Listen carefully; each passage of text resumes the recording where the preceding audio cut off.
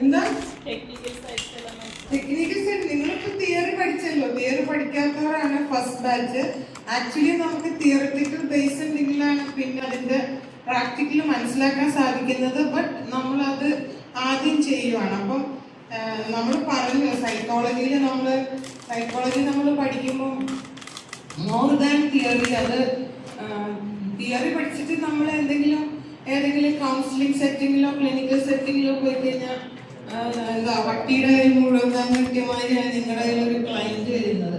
അപ്പൊ നമ്മൾ ആക്ച്വലി കുറച്ച് പ്രാക്ടിക്കൽ ആയിട്ടുള്ള നോളജ് ഗെയിൻ ചെയ്തെങ്കിൽ മാത്രമേ നമുക്ക് വർക്ക് സെറ്റിങ്ങിൽ മാത്രമല്ല, ഇപ്പൊ നിങ്ങളെ സംബന്ധിച്ചിടത്തോളം നിങ്ങൾക്ക് ഈ കോഴ്സ് വെച്ചിട്ട് എനിക്ക് തോന്നുന്നു നിങ്ങൾക്ക് ക്ലിനിക്കിലൊക്കെ പോകാൻ ഭയങ്കര ബുദ്ധിമുട്ടായിരിക്കും. ഇപ്പൊ RCAയുടെ ഒരുപാട് റെസ്ട്രിക്ഷൻസ് വന്നിട്ടുണ്ട്. അവരുടെ റെക്കഗ്നീഷൻ ഉണ്ടെങ്കിൽ മാത്രമേ നമുക്ക് കൗൺസിലറായിട്ടൊക്കെ പോകാൻ പറ്റുള്ളൂ. അവരുടെ റെസ്ട്രിക്ഷൻ ഇപ്പം എനിക്ക് പോലും കൗൺസിലറായിട്ട് പ്രവർത്തിക്കാൻ സാധിക്കില്ല. എവറി ടൈം അവരുടെ ബേസിക് കണ്ടീഷൻസ് മീറ്റ് ചെയ്യണം, സൂപ്പർവൈസറി പ്രാക്ടീസ് എത്ര അവേഴ്സ് കംപ്ലീറ്റ് ചെയ്യണം, പിന്നെ അതിൻ്റെ സ്പെസിഫിക് ആയിട്ടുള്ള കോഴ്സുകളാണ് ഇപ്പം ഈ NEP ഇംപ്ലിമെന്റ് ചെയ്തപ്പോൾ മുതൽ വന്നത്. പക്ഷെ മോർ ദാൻ ദാറ്റ് നമ്മൾ ഒരു വ്യക്തി എന്ന നിലയിൽ നമുക്ക് ഒരുപാട് നമുക്ക് ഉൾക്കാഴ്ചകൾ കിട്ടുന്ന ഒരു സ്ഥാനമാണ് ഈ സ്കെയില്. പക്ഷെ എന്ത് പ്രാക്ടിക്കൽ നമ്മൾ ചെയ്താലും ഒരുപാട് എറർ പോസിബിലിറ്റീസ് ഉണ്ട്. ലൈക്ക് നിങ്ങൾക്ക് തന്നെ അറിയാം, ഒരു മനുഷ്യന്റെ സ്വഭാവം എന്ന് പറഞ്ഞാൽ എങ്ങനെയാണ്, നമുക്ക് പോലും അറിഞ്ഞൂടാ നമ്മൾ എങ്ങനെയാ ബിഹേവ് ചെയ്യാൻ പോണേന്ന്. അറിയോ? ആർക്കെങ്കിലും പ്രഡിക്റ്റ് ചെയ്യാൻ പറ്റുമോ നമ്മുടെ സ്വഭാവം എങ്ങനെയായിരിക്കും ഇങ്ങനെയുള്ള സിറ്റുവേഷൻ? നമ്മൾ വിചാരിക്കും ഒന്ന്, പക്ഷെ ആക്ച്വലി നമ്മൾ ചെയ്തു വരുമ്പോൾ ചിലപ്പോൾ നമ്മുടെ കയ്യിൽ നിന്നെല്ലാം പോകും, അല്ലെ? പലപ്പോഴും അങ്ങനെ സംഭവിക്കുന്നത്. എസ്പെഷ്യലി കുറച്ചൊരു സ്ട്രെസ്ഫുൾ ആയിട്ടുള്ള സിറ്റുവേഷൻ ആണെങ്കിൽ നമുക്ക് ഭയങ്കരമായ ഒരു പ്രയാസമായിരിക്കും. നമ്മൾ അതിനെ മാനേജ് ചെയ്യാൻ നമുക്ക് ഭയങ്കര ബുദ്ധിമുട്ടായിരിക്കും. അപ്പോൾ ഒരുപാട് എറർ പോസിബിലിറ്റീസ് ഉണ്ട് നമ്മളൊരു എക്സ്പെരിമെന്റ് ചെയ്യുമ്പോൾ, അല്ലെങ്കിൽ ഒരു എനി കൈൻഡ് ഓഫ് ഇപ്പോൾ ഒരു സ്കെയിലാണെങ്കിൽ പോലും നമ്മളത് ചെയ്യുമ്പോൾ നമ്മളുടെ വ്യക്തിത്വം അതിലേക്ക് കോൺട്രിബ്യൂട്ട് ചെയ്യും. പിന്നെ നമുക്ക് ചുറ്റുമുള്ള എൻവയോൺമെന്റ്, പിന്നെ അതുപോലെ തന്നെ നമ്മളുടെ ഇപ്പൊ കുറച്ച് മുന്നേ സംഭവിച്ച കാര്യങ്ങള്, നമ്മുടെ മനസ്സിൽ കൂടെ കടന്നു പോകുന്ന എല്ലാ തോട്ട്സും, പിന്നെ നമ്മൾ അതിനെ എങ്ങനെ കാണുന്നു എന്നുള്ളതാണ് അതിൽ ഏറ്റവും പ്രധാനം. നമ്മൾ ടെസ്റ്റ് ചെയ്യുമ്പോൾ അതിനെ വളരെ സീരിയസ് ആയിട്ട് കണ്ട് വളരെ ആപ്റ്റ് ആയിട്ടുള്ള ഒരു റെസ്പോൺസ്, അതായത് നമുക്ക് എന്താണോ മനസ്സിൽ തോന്നുന്നത് അതാണ് ആദ്യം തോന്നുന്ന സാധനമാണ് നിങ്ങൾ റെക്കോർഡ് ചെയ്യേണ്ടത്. ഇനി ഞാനിത് റെക്കോർഡ് ചെയ്ത് വേറെ മനുഷ്യരെ എന്നെ പറ്റി എന്ത് വിചാരിക്കും? മനുഷ്യന്മാരുടെ ഏറ്റവും വലിയ പ്രോബ്ലം അതാണ്, അല്ലേ? നമ്മൾക്ക് സെൽഫ് മോണിറ്ററിംഗ് എന്നുള്ള സാധനം കൂടുതലാണ്. നമ്മളാകുന്നതിലും കൂടുതൽ നമ്മൾ മറ്റുള്ളവരെ ഡിപ്പെൻഡ് ചെയ്താണ് നമ്മുടെ സ്വഭാവം വരുന്നത്. അപ്പം നമ്മൾ വിചാരിക്കുമോ ഇത് ഞാൻ ഇങ്ങനെ ജെന്യുവനായിട്ട് എഴുതി കഴിഞ്ഞാൽ എന്നെ പറ്റി നാട്ടുകാരെന്ത് വിചാരിക്കുന്നു ഓർത്തിട്ട് നമ്മൾ റെസ്പോൺസസിനെ ഫേക്ക് ചെയ്യും. നമുക്ക് ലൈഫ് സ്കോർ ഉണ്ട് നമ്മുടെ അതിനകത്ത്. ഇത്ര ലൈഫ് സ്കോർ കൂടുതലാണെങ്കിൽ നമുക്കത് ചെയ്യാൻ പാടില്ല എന്നാണ് നിയമം. അപ്പൊ അങ്ങനത്തെ ഒരുപാട് കാര്യങ്ങളൊക്കെ ഉണ്ട്. ബട്ട് ഈവൻ ദെൻ നമ്മൾ അതിനെ നമ്മൾ ട്രൈ ചെയ്യും to look good before others. അപ്പൊ നമ്മൾ അങ്ങനെയൊക്കെ ചെയ്തു കഴിഞ്ഞാൽ നമുക്ക് ഭയങ്കര വലിയ പ്രോബ്ലം ആയിരിക്കും. അതുകൊണ്ട് അങ്ങനെയൊന്നും ചെയ്യാൻ പാടില്ല. എന്താണോ നിങ്ങളുടെ മനസ്സിൽ ആദ്യം വരുന്നത് ആ സാധനമായിരിക്കണം നിങ്ങൾ മാർക്ക് ചെയ്യുന്ന റെസ്പോൺസ്. അപ്പം എന്തിനാണ് കുറച്ചൊരു ക്രിട്ടിക്കൽ ആയിട്ടുള്ള മനസ്സിലാക്കാനും തിയറി ബേസ് നിങ്ങൾക്ക് ഓൾറെഡി വന്നു. പിന്നെ അതിനെ എങ്ങനെ നമുക്ക് ഇവാലുവേറ്റ് ചെയ്യാമെന്നുള്ളത്, പിന്നെ നിങ്ങളുടെ മെന്റൽ ഹെൽത്തിനെ വെൽബീയിങ്ങിനെയൊക്കെ എങ്ങനെ പ്രൊമോട്ട് ചെയ്യാൻ പറ്റും, അതുപോലെ തന്നെ കുറച്ച് നിങ്ങളെ പറ്റി ഒരു സെൽഫ് അവയർനെസ് വർദ്ധിപ്പിക്കുക എന്നുള്ളതാണ്. അപ്പൊ നിങ്ങൾക്ക് 5 പ്രാക്ടിക്കലാണ് ഇന്ന് ചെയ്യാനുള്ളത്. അപ്പം ഓരോ പ്രാക്ടിക്കലായിട്ട് നമുക്ക് ചെയ്യാം. അപ്പൊ ഏത് പ്രാക്ടിക്കലിന് നിങ്ങൾ സ്കെയിൽസ് പ്രിന്റ് എടുത്തോ? ഒന്നാമതായിട്ട് നമുക്ക് ചെയ്യാനുള്ളത് ലൈഫ് സാറ്റിസ്ഫാക്ഷൻ സ്കെയിലാണ്. അതിന്റെ ആ സാധനം ഒന്ന് എടുക്കുമോ? എങ്ങനെയാ ചെയ്യേണ്ടതെന്നൊരു സ്കെയിലുണ്ട്, ലൈഫ് സാറ്റിസ്ഫാക്ഷൻ സ്കെയിൽ.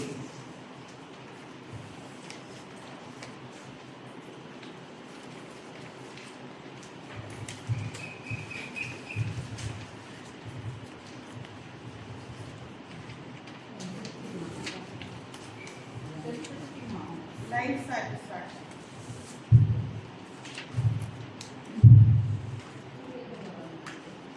ഒരു പേജ് 20 ഐറ്റംസ് ഉണ്ടോ?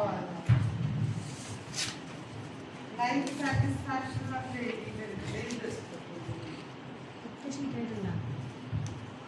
LSS.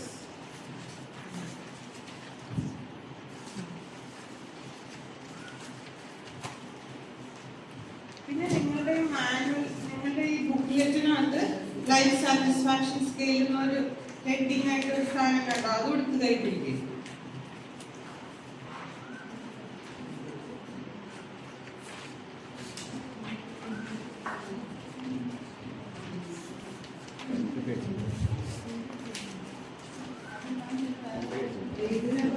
Life satisfaction page 5.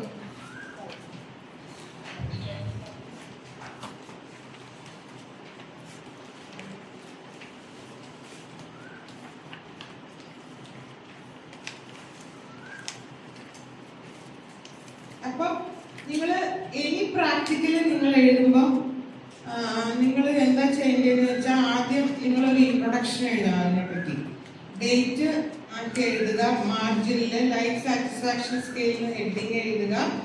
ഇതൊരു സൈക്കോളജിക്കൽ സ്കെയിലാണ്, അസസ്മെന്റ് ആണ്. അപ്പം നിങ്ങൾ ലൈഫ് സാറ്റിസ്ഫാക്ഷൻ ഹെഡിങ് എഴുതുക. പിന്നെ നിങ്ങൾക്ക് ഇൻട്രൊഡക്ഷൻ ഇതിനകത്ത് തന്നെ തന്നിട്ടുണ്ട്. ഇൻട്രൊഡക്ഷൻ എഴുതാം. അതായത് ലൈഫ് സാറ്റിസ്ഫാക്ഷൻ വെച്ചാൽ എന്താ? Any idea? അതിന്റെ പേര് പറയുന്ന പോലെ തന്നെയാണ്. How satisfied you are with your life. പക്ഷെങ്കിൽ ഇപ്പൊ നമുക്കറിയാം മനുഷ്യന്മാരുടെ കാര്യങ്ങൾ നമ്മൾ ചെയ്യുമ്പോൾ it is not something which is concrete, well defined, അങ്ങനെ ഒരു സാധനമല്ല, അല്ലെ? ഹൗ യു പെർസീവ് എന്നുള്ളതാണ് പ്രധാനം. Life satisfaction is your perception of how well you are in your life. അതാണ്. അപ്പൊ നിങ്ങളുടെ ഒരു പെർസീവ്ഡ് സാധനമാണ് അത്. എക്സാക്ട്ലി നമുക്കിപ്പം സയൻസിൽ പറയുന്ന പോലെ ഒരു കോൺക്രീറ്റ് ആയിട്ടുള്ള സാധനം അല്ല. ഇൻസ്റ്റഡ് അതൊരു perceived evaluation of your own self ആണ്. പിന്നെ അതിലേക്ക് കോൺട്രിബ്യൂട്ട് ചെയ്യുന്ന ഒരുപാട് ഫാക്ടേഴ്സ് ഉണ്ട്. ഞാൻ പറഞ്ഞില്ലേ, ഇനി psychological variable you take, you have so many factors contributing to that, അല്ലേ? അപ്പം ഇതിനകത്ത് നമ്മൾ നോക്കിക്കഴിഞ്ഞാൽ നിങ്ങളുടെ personality is a major contributor to life satisfaction. How you see things എന്നുള്ളത് that is determined by your personality. നിങ്ങളുടെ വ്യക്തിത്വമാണ് നിങ്ങൾ എങ്ങനെയാണ് ഓരോ സാധനങ്ങളെ നോക്കുകയും കാണുകയും ചെയ്യുന്നത് എന്നുള്ളത് മനസ്സിലാക്കുന്നത്, അല്ലേ? അപ്പൊ നമ്മളൊരു ഡിഫിക്കൽട്ട് സിറ്റുവേഷനിൽ കൂടെ കടന്നു പോകുമ്പോൾ ഓരോ മനുഷ്യരും അതിനെ ഓരോന്നായിട്ടാണ് കാണുന്നത്. ചിലവര് വിചാരിക്കുകയാണ്, ഓ എന്തൊരു കഷ്ടം, ഞാൻ എന്താണ് ഇങ്ങനെ, എനിക്ക് മാത്രം എന്താ ഇങ്ങനെയെന്ന് വിചാരിക്കും. ചിലവര് വിചാരിക്കും, oh this is an opportunity, ഒരു ചലഞ്ചിങ് ആയിട്ടുള്ള സിറ്റുവേഷൻ ആണ്, ഇതിനെ ഞാൻ ഓവർകം ചെയ്താൽ എനിക്ക് ഈ ലൈഫിൽ ഒരുപാട് കാര്യങ്ങൾ നല്ലതായിട്ട് ചെയ്യാൻ പറ്റും, അങ്ങനെ നോക്കിക്കാണുന്ന ആളുകളുണ്ട്. പിന്നെ ഇതിന് പ്രത്യേകിച്ച് യാതൊരു ഇവാലുവേഷൻ കൊടുക്കാത്ത ആളുകളും ഉണ്ട്, അല്ലെ? പല മനുഷ്യര് പല സാധനങ്ങളെ പല വിധത്തിലാണ്. അപ്പൊ അങ്ങനെ ചെയ്യാനുള്ള കാരണം എന്താ? നിങ്ങളുടെ ബേസിക് പേഴ്സണാലിറ്റിയാണ്. പിന്നെ അതുപോലെ തന്നെ നിങ്ങളുടെ socio economic status. If you feel that you are capable of dealing with that, you are economically sound enough to deal with things. അപ്പൊ നമുക്ക് കുറച്ചും കൂടെയൊക്കെ ഒരു കോൺഫിഡൻസ് വരും, അല്ലെ? പിന്നെ എല്ലാ കാര്യത്തിലും ഒരുപാട് പോസിറ്റീവും നെഗറ്റീവും എന്ത് സാധനം, ഇക്കണോമിക്കലി സൗണ്ട് അല്ലെങ്കിൽ നമുക്ക് വേറെ കുറെ സ്കിൽസ് ഉണ്ടാകും, അല്ലെ? നമ്മൾ എങ്ങനെയാണോ വളരുന്നതെന്നുള്ള സാഹചര്യം അനുസരിച്ചാണ്. Then your health, അല്ലെ? നിങ്ങളുടെ ആരോഗ്യം എന്നുള്ളത് നിങ്ങളുടെ ലൈഫ് സാറ്റിസ്ഫാക്ഷനിലേക്ക് കോൺട്രിബ്യൂട്ട് ചെയ്യുന്ന ഭയങ്കര വലിയൊരു സാധനമാണ്, അല്ലെ? ആരോഗ്യം നമുക്ക് നല്ലതായിട്ട് ഉണ്ടെന്ന് തോന്നുവാണെങ്കിൽ നമ്മൾ എന്ത് കാര്യങ്ങൾ വേണമെങ്കിലും നമ്മൾ എടുക്കാൻ തയ്യാറാണ്. ഇപ്പൊ കുറച്ച് പ്രായമാകുമ്പോൾ നമുക്ക് വിചാരിക്കുന്ന എക്സ്റ്റെൻഡിൽ ഒരുപാട് കാര്യങ്ങൾ ചെയ്യാൻ പറ്റിയില്ലെന്നിരിക്കും. അപ്പൊ നമുക്ക് ലൈഫ് സാറ്റിസ്ഫാക്ഷൻ കുറഞ്ഞു വരുന്നതായിട്ട് ഫീൽ ചെയ്യും. ബട്ട് ആ ഏജിൽ അപ്പൊ നമ്മുടെ personality, your perception of life അവിടെ കോൺട്രിബ്യൂട്ട് ചെയ്യും. അപ്പൊ നിങ്ങൾ നിങ്ങളുടെ ഇൻട്രസ്റ്റുകളൊക്കെ ഷിഫ്റ്റ് ചെയ്ത് നിങ്ങൾക്ക് ചെയ്യാൻ പറ്റിയ കാര്യത്തിലേക്ക് നിങ്ങളെ മാറ്റിക്കൊണ്ട് വന്നെങ്കിൽ മാത്രമേ നിങ്ങൾക്ക് അവിടെ നല്ലതായിട്ട് കോമ്പീറ്റ് ചെയ്ത് നിൽക്കാൻ പറ്റുള്ളൂ, അല്ലേ? അപ്പം പിന്നെ ലൈഫ് ഇവന്റ്സ്, നിങ്ങളുടെ ജീവിതത്തിൽ സംഭവിക്കുന്ന ഒരുപാട് കാര്യങ്ങൾ, പിന്നെ നിങ്ങളുടെ environment, social support, community resources, cultural norms അല്ലേ. നമുക്ക് കൾച്ചർ ഒരുപാട് കാര്യങ്ങൾ പറഞ്ഞു തരുന്നുണ്ട്. അപ്പൊ ആ കൾച്ചറിലുള്ള ഒരുപാട് എലിമെന്റ്സ് വന്നിട്ട് നമ്മളുടെ ലൈഫ് സാറ്റിസ്ഫാക്ഷനിലേക്ക് കോൺട്രിബ്യൂട്ട് ചെയ്യുന്നുണ്ട്. നമ്മൾ തന്നെ വിചാരിക്കും, ഇപ്പോഴത്തെ ചെറിയ പിള്ളേരെയൊക്കെ നോക്കിക്കഴിഞ്ഞാൽ ചെറിയ ചെറിയ നൈമിഷികമായ കാര്യങ്ങളാണ് അവർക്ക് സാറ്റിസ്ഫാക്ഷൻ തരുന്നത് അല്ലേ. നമ്മളെ പോലെ ഇങ്ങനെ കുറച്ച് എന്താ പറയാ സ്ഥായിയായ കാര്യങ്ങളൊന്നും അവരെ സംബന്ധിച്ചിടത്തോളം മാറ്റർ ചെയ്യുന്നേ ഇല്ല. നമ്മൾ അങ്ങനെയൊക്കെ പറയുമ്പോൾ അവർ പറയും തള്ളവൈബ് തന്തവൈബ് എന്നൊക്കെ പറഞ്ഞ് നമ്മളെ അടിച്ചിരിക്കും അല്ലേ. ഇപ്പൊ ഞങ്ങളുടെ കോളേജിലൊക്കെ എന്തെങ്കിലും പ്രോഗ്രാം നടത്താൻ കസേര പോലും ഇല്ല. പിള്ളേർക്ക് ഇരിക്കുവതും വേണ്ട, മുഴുവൻ നേരം റബ്ബറുണ്ട പോലെ തുള്ളിക്കൊണ്ടിരിക്കുകയാണ്. എന്ത് പ്രോഗ്രാം നടന്നാലും അതാണ് അവർക്ക് ഇഷ്ടം. മറ്റെങ്ങനെയല്ലായിരുന്നു, എല്ലാവരും ഹോളിൽ കസേര ഇട്ടിരിക്കും, ഇരുന്നിട്ടായിരുന്നു പ്രോഗ്രാം നടന്നുകൊണ്ടിരുന്നത്. പക്ഷെ ഇപ്പൊ ആർക്കും ഇരിക്കാൻ സമയമില്ല. അവർക്ക് വരുന്ന സമയം മുതൽ ചാട്ടവും മടച്ചിലുമാണ്. ഞാൻ എപ്പോഴും വിചാരിക്കും എന്താണ് ഇതിലൊരു സന്തോഷം. പക്ഷെ നമുക്ക് സന്തോഷമില്ല, കാരണം തള്ളവയ്പായതുകൊണ്ടായിരിക്കാം, എനിക്ക് അറിഞ്ഞൂടാ. പക്ഷെ അവർക്കതാണ് ഇഷ്ടം അല്ലേ. അപ്പൊ അവർക്ക് സാറ്റിസ്ഫൈങ് ആയിട്ടുള്ള സാധനം തന്നെ നമ്മൾ വിചാരിക്കുന്ന പോലത്തെ ഒരു കാര്യമല്ല. അവർക്ക് വേറെ ഒരുപാട് ഡിഫറെന്റ് ആയിട്ടുള്ള കാഴ്ചപ്പാടൊക്കെയാണ് ജീവിതത്തിനെ പറ്റി ഉള്ളത്. അപ്പൊ ഇറ്റ് ഇസ് ഡിറ്റർമിൻഡ് ബൈ എന്താണ് നമ്മുടെ സൊസൈറ്റിയിലായിട്ടും അങ്ങനെയുള്ള കാര്യങ്ങളൊക്കെ. ഇന്നലെ ഇപ്പം ഞങ്ങൾക്ക് ഫെയർവെല്ലായിരുന്നു. അപ്പൊ ചില പിള്ളേരൊക്കെ പറയാണ് ഇവൻ ക്ലാസ്സിൽ വരുമ്പോ മറ്റേ തള്ളവൈബൊക്കെ ആയിരുന്നു, പക്ഷെ ഇപ്പൊ ഇവൻ ജെൻസിയായി മാറി. ഭയങ്കര സന്തോഷമാണ് ആ മാറ്റത്തിൽ. അപ്പൊ നമ്മൾ വിചാരിക്കും ദൈവമേ തിരിഞ്ഞായിരുന്നെങ്കിൽ നമുക്കൊരു സന്തോഷം തന്നെ.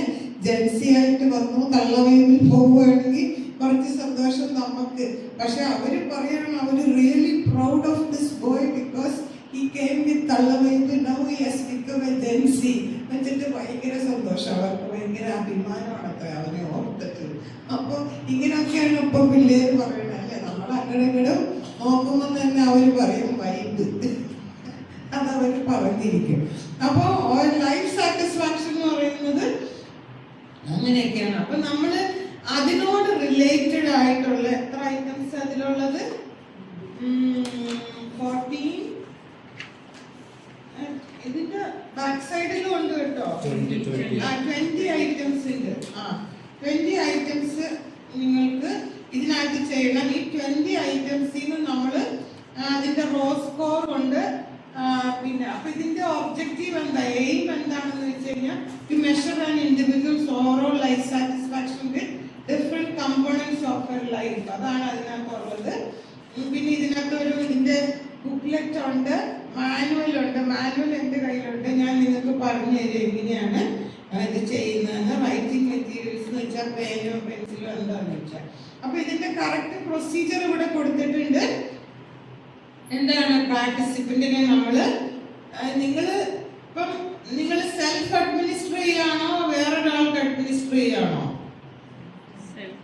സെൽഫാണോ? ഞങ്ങളൊക്കെ ചെയ്യുന്നത് അങ്ങനെയല്ല. നിങ്ങൾ രണ്ടുപേരും പേരാവും, എന്നിട്ട് നമ്മൾ ഒരാൾക്ക് അത് അഡ്മിനിസ്റ്റർ ചെയ്യും. അപ്പൊ നിങ്ങൾ അഡ്മിനിസ്ട്രേഷൻ എങ്ങനെയാണ് പഠിക്കുന്നത്. പിന്നെ മറ്റേ ആള് നിങ്ങൾക്ക് അഡ്മിനിസ്റ്റർ ചെയ്യും. അങ്ങനെ അങ്ങോട്ടും ഇങ്ങോട്ടും അഡ്മിനിസ്റ്റർ ചെയ്യും. അങ്ങനെയാണ് ചെയ്യുന്നത് ഞങ്ങളൊക്കെ പിള്ളേരെ കൊണ്ട്. അപ്പൊ എങ്ങനെയാന്ന് വെച്ചാൽ പേരായിട്ടായിരിക്കും നമ്മൾ ഇരിക്കുന്നത്. എന്നിട്ട് നമ്മൾ അഡ്മിനിസ്റ്റർ ചെയ്യുന്നതിന് മുമ്പ് നമ്മൾ റാപ്പോ എസ്റ്റാബ്ലിഷ് ചെയ്യും. അതായത് നമ്മൾ ഓൾ ഓൺ എ സഡൻ ഒരു സാധനം ഒരാൾക്ക് കൊടുക്കില്ല. ഒരു എക്സ്പെരിമെന്റ് ചെയ്യിപ്പിക്കുന്നതിന് മുന്നേ തന്നെ നമ്മൾ അവരെ they should feel at ease to do the thing. അപ്പൊ നമ്മൾ എന്ത് ചെയ്യും, നമ്മൾ അവരോട് കുറച്ച് വിശേഷങ്ങളൊക്കെ പറഞ്ഞ് റാപ്പോ എസ്റ്റാബ്ലിഷ് ചെയ്തതിന് ശേഷമാണ് നമ്മൾ ഈ സാധനം കൊടുക്കുന്നത്. പിന്നെ എങ്ങനെയാണെന്ന് വെച്ചാൽ നിങ്ങളുടെ പേഴ്സണൽ ഇൻഫർമേഷൻ ആണ് ആദ്യം ഫില്ല് ചെയ്യേണ്ടത്. Name, date of birth, gender, employed ആണോ അൺഎംപ്ലോയിഡ് ആണോ, designation, qualification, married, divorced, government സർവീസിലാണോ പ്രൈവറ്റ് സർവീസിലാണോ, സെൽഫ് എംപ്ലോയിഡ് ആണോ, ഏരിയ, നിങ്ങൾ താമസിക്കുന്ന സ്ഥലം അർബൻ ആണോ സെമി അർബൻ ആണോ റൂറൽ ആണോ. ഇത്രയും പേഴ്സണൽ ഇൻഫർമേഷൻസ് നിങ്ങളോട് ചോദിച്ചത് ഫില്ല് ചെയ്യും. അതിനുശേഷം നിങ്ങൾ എന്ത് ചെയ്യണം, you have to read through each statement. With the lapse of time things are becoming pleasant for me. ആ സമയം കഴിയുന്തോറും കാര്യങ്ങൾ നല്ലതായിട്ടാണ് എൻ്റെ ജീവിതത്തിൽ വരുന്നത്.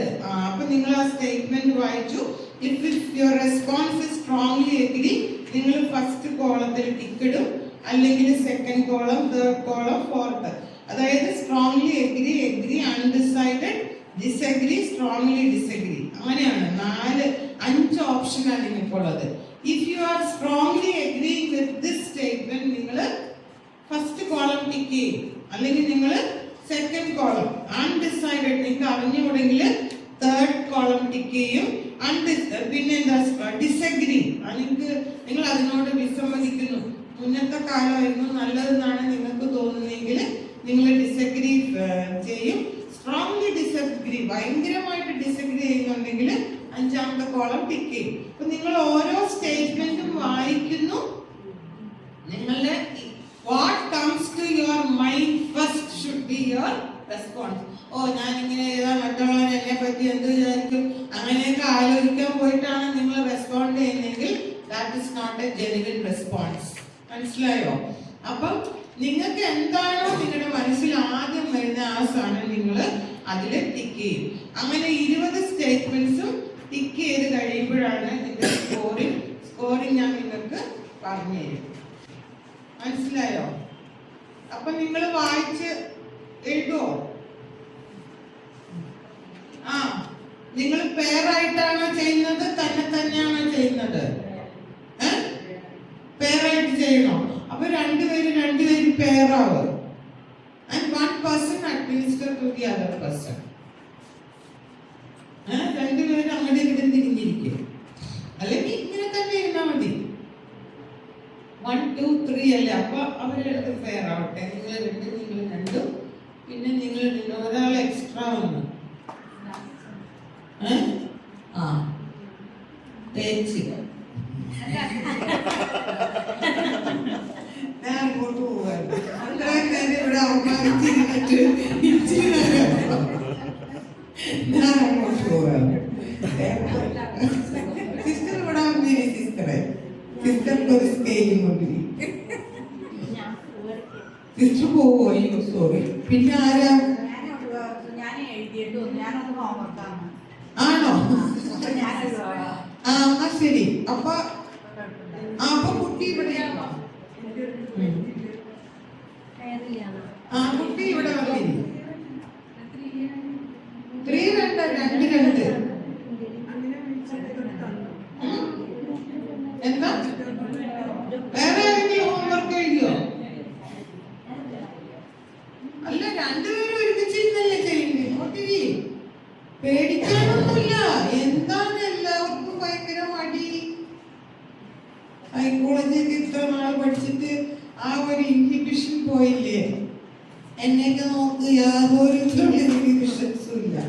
എന്താണോ തോന്നണേ അപ്പൊ തന്നെ അത് വെട്ടി വിളിച്ചു പോകും. അടി കിട്ടാനുള്ളത് മേടിക്കും, കൊടുക്കാനുള്ളത് അപ്പോഴേ കൊടുക്കും. എപ്പോഴാണോ ആരെങ്കിലും എനിക്ക് കൊട്ടേഷൻ കൊടുക്കണേന്ന് ഓർത്താതിരിക്കണം. ഒന്നും ഭയപ്പെടാനില്ല, ഒന്നുമില്ല. ലൈഫ് സാറ്റിസ്ഫാക്ഷൻ ഇല്ല. എന്തെങ്കിലും ചെയ്യാൻ പറ്റുമോ? സൈക്കോളജിക്ക് കൃത്യമായ ഉത്തരവില്ല. ഉണ്ടോ? നിങ്ങൾ വിചാരിക്കണ്ടോ അതിനെന്തെങ്കിലും ഉത്തരവുണ്ടെന്ന്? ഉത്തരവില്ല. കിട്ടണ സാധനത്തിനെ നമ്മള് ഇന്റർപ്രറ്റ് ചെയ്യും. ചിലർക്കുണ്ട്, ചിലർക്കില്ല. അപ്പൊ എന്ത് ചെയ്യാൻ പറ്റുമോ? ഒന്നും ചെയ്യാനില്ല. പിന്നെ ഇനി നമുക്ക് ചെയ്യാനുള്ളത് എന്താണ്? Once you understand that you have low life satisfaction, നമ്മൾ ഇനി എങ്ങനെ അത് കൂട്ടാമെന്ന് വിചാരിക്കണം. അല്ലേ? ഞാനിപ്പോ കൂട്ടാൻ വേണ്ടി എവിടെ വന്നിരിക്കണം?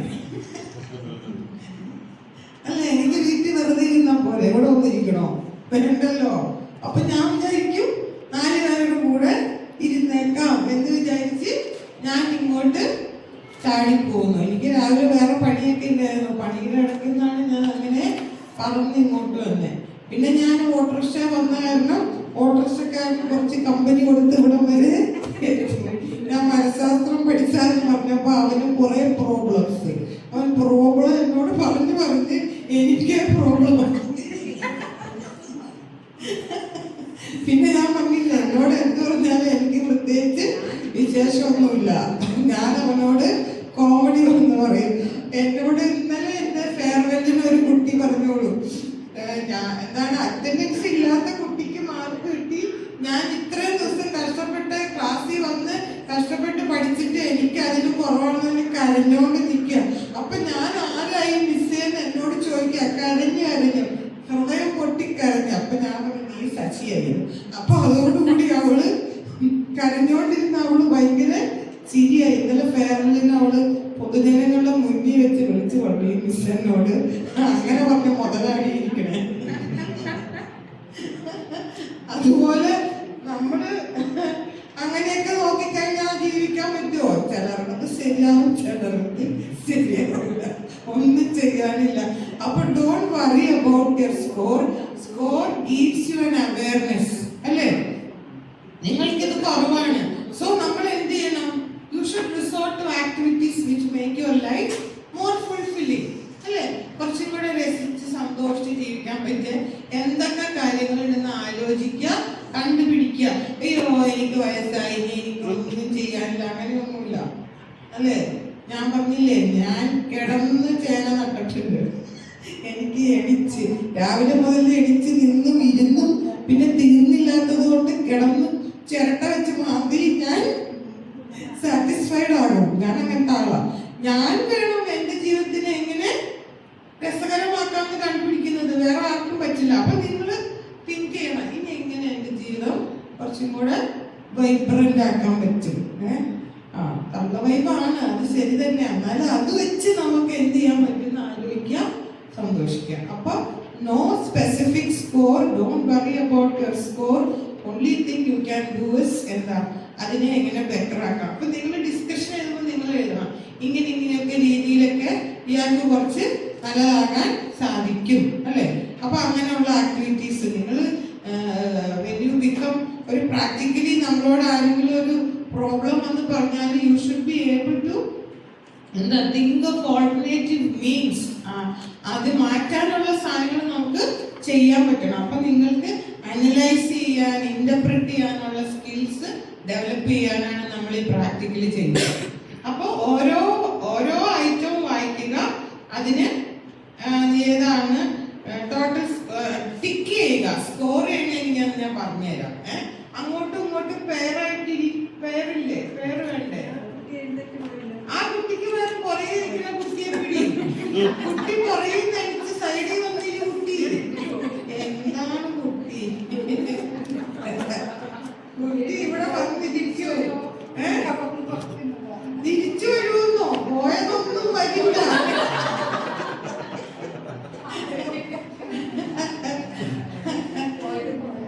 പോയതൊക്കെ പോയി, ഇനി പിടിച്ചാൽ കിട്ടില്ല. അപ്പൊ രണ്ടുപേരും എന്താ ചെയ്യേണ്ടതെന്ന് വെച്ചാൽ, ഈ നിങ്ങളുടെ എല്ലാവരുടെയും കയ്യിൽ ഓരോ സ്കെയിൽ ഉണ്ടല്ലോ. അപ്പൊ നിങ്ങൾ എന്താ ചെയ്യേണ്ടതെന്ന് വെച്ചാൽ, ഈ ഇൻസ്ട്രക്ഷൻസ് ഇതിനകത്ത് നിങ്ങൾ കൊടുക്കും. ഇതിനകത്ത് കറക്റ്റ് ഇൻസ്ട്രക്ഷൻ എഴുതിയിട്ടില്ല കേട്ടോ. ഈ ഇൻസ്ട്രക്ഷൻ ഇതിനകത്തുണ്ട്. പ്രൊസീജിയർ എന്നുള്ള സാധനം കണ്ടോ ഈ മാനുവലിനകത്ത്, ഈ ബുക്കിനകത്ത്?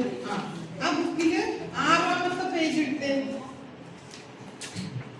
അതിവിടെ കൊടുത്തിട്ടുണ്ട്. ഇൻസ്ട്രക്റ്റഡ് ആസ് ഫോളോസ് എന്ന് പറഞ്ഞ് ലാസ്റ്റ് പാരഗ്രാഫിന്റെ 2ാമത്തെ ലൈൻ.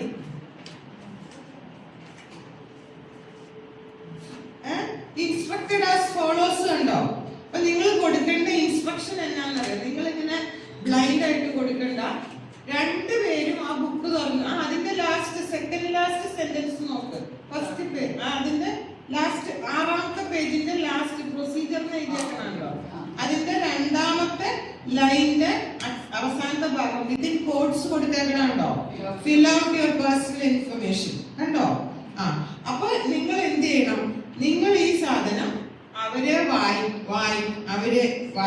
വായിച്ച് ഏൽപ്പിക്കണം. അതായത് ഈ സ്കെയിൽ എടുത്ത് കൈ കൊടുക്കണം. എന്നിട്ട് നിങ്ങൾ അവരോട് റാപ്പോ എസ്റ്റാബ്ലിഷ് ചെയ്യണം. എങ്ങനെ റാപ്പോ എസ്റ്റാബ്ലിഷ് ചെയ്യുന്നത്? കുറച്ച് 2 മിനിറ്റ് അവരോട് വിശേഷങ്ങളൊക്കെ ചോദിക്കണം. വീട് എവിടെയാണ്, എത്ര പിള്ളേരുണ്ട്, അവരോടൊക്കെ തല്ലുപിടിച്ചു, അങ്ങനെയൊക്കെ ചോദിച്ചു കഴിഞ്ഞാൽ കുറച്ച് സന്തോഷം വരും, അല്ലേ? അങ്ങനെ ചോദിച്ച് കുറച്ച് കാര്യങ്ങളൊക്കെ അങ്ങോട്ടും ഇങ്ങോട്ടൊക്കെ മനസ്സിലാക്കുക. അങ്ങോട്ട് സംസാരിക്കുമ്പോഴത്തേക്ക് കുറച്ച് ഫ്രീ ആവുമല്ലോ. നമ്മൾ ഈ പ്രൊസീജിയർ പറഞ്ഞ പോലെ നിങ്ങളൊരു കൗൺസിലിംഗ് സെഷൻ ആണെങ്കിൽ നിങ്ങൾ നോക്കിക്കോ, അയാൾ വേറെ ആരോടും പറയാത്ത പേഴ്സണൽ ഇൻഫർമേഷൻ ആണ് നിങ്ങളോട് ഷെയർ ചെയ്യുന്നത് അല്ലേ? അപ്പം അത്രയും നിങ്ങൾക്കൊരു ഫ്രീഡം വന്നെങ്കിൽ മാത്രമേ നമ്മൾ ഷെയർ ചെയ്യുള്ളൂ. യാന്ത്രികമായിട്ട് വന്നോ എന്താ ഇന്ന് കഴിച്ചത്, ചോറുണ്ടോ, ഞാൻ ഇന്ന് കൊലപാതകം നടത്തിയിട്ടാ വന്നതെന്ന് ആരും നിങ്ങളോട് പറയില്ല അല്ലേ? അതിന് ഒരുപാട് സമയം പിടിക്കും. പക്ഷെ നമുക്ക് ഈ പ്രാക്ടിക്കൽ ചെയ്യാൻ ഒരുപാട് സമയമില്ലാത്ത നിങ്ങളൊരു സാമ്പിൾ പിടിക്കട്ടായിരിക്കും ഇവിടെ ചെയ്യുന്നത്. Within 2 minutes you will establish rapport with the other person. അപ്പൊ നിങ്ങൾ അവരോട് വിശേഷങ്ങളൊക്കെ ചോദിച്ചിട്ട് എന്നാൽ നമുക്ക് ഇങ്ങനെ ഒരു ക്വസ്റ്റ്യൻ ഫിൽ ചെയ്യാം. പിന്നെ നിങ്ങളുടെ ഈ പേഴ്സണൽ ഇൻഫർമേഷൻ നിങ്ങൾ എഴുതുവാണെങ്കിൽ അപ്പൊ കുറച്ച് വർത്തമാനം അതിൽ കൂടെ പറയാം.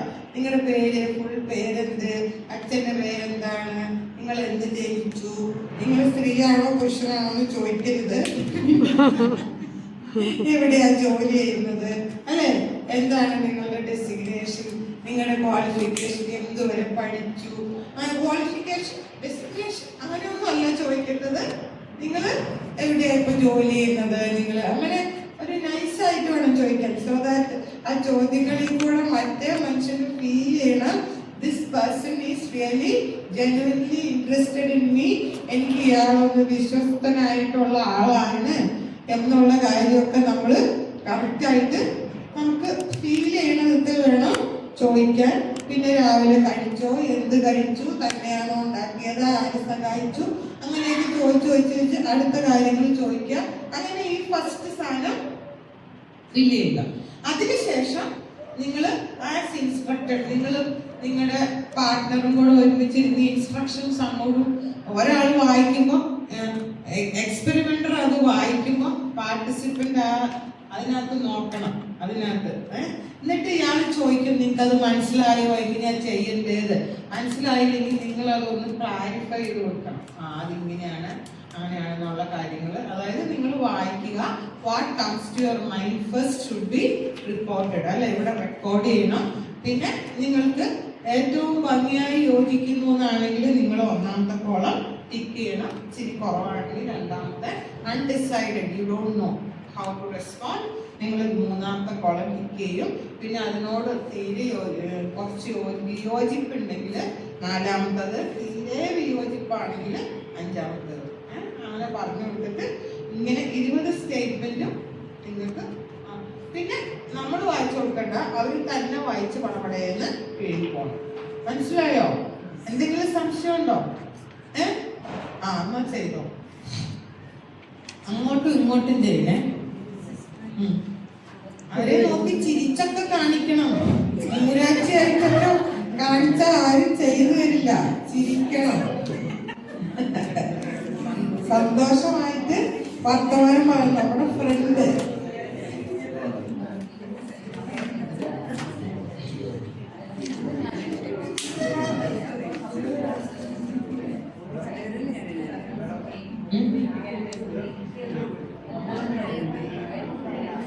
നിങ്ങൾ അയാളെ കൊണ്ട് ഫില്ല് ചെയ്യിക്കണം, അവര് നിങ്ങളെ കൊണ്ട് ഫില്ല് ചെയ്യിക്കണം.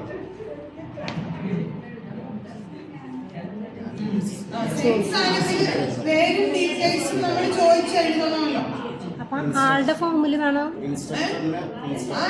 ഫോമൊന്നും തന്നെ എല്ലാവരും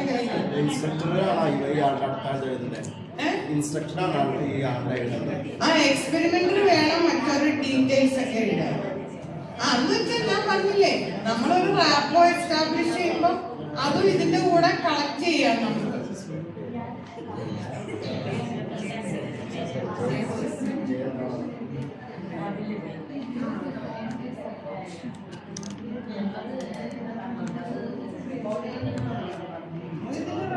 അല്ല അത് ഞാൻ എക്സ്പെരിമെന്റർ ആണെങ്കിൽ ഞാൻ ഈ ഇൻസ്ട്രക്ഷൻ വായിച്ചു എല്ലാം മനസ്സിലായെന്ന് ചോദിക്കാം. പിന്നെ സ്റ്റേറ്റ്മെന്റ്സ് നമ്മൾ വായിച്ച് നമ്മൾ ഇടപെടേണ്ടതുണ്ട്. അതായത് ഞാനിപ്പോ ഒരാൾക്ക് അഡ്മിനിസ്റ്റർ ചെയ്യുകയാണെങ്കിൽ ഞാൻ ഇൻസ്ട്രക്ഷൻ പറഞ്ഞു കൊടുക്കും, അതിനുശേഷം അയാൾ വേണം അത് വായിച്ച് എഴുതാൻ. അങ്ങനെയാണ് ചെയ്യുന്നത്.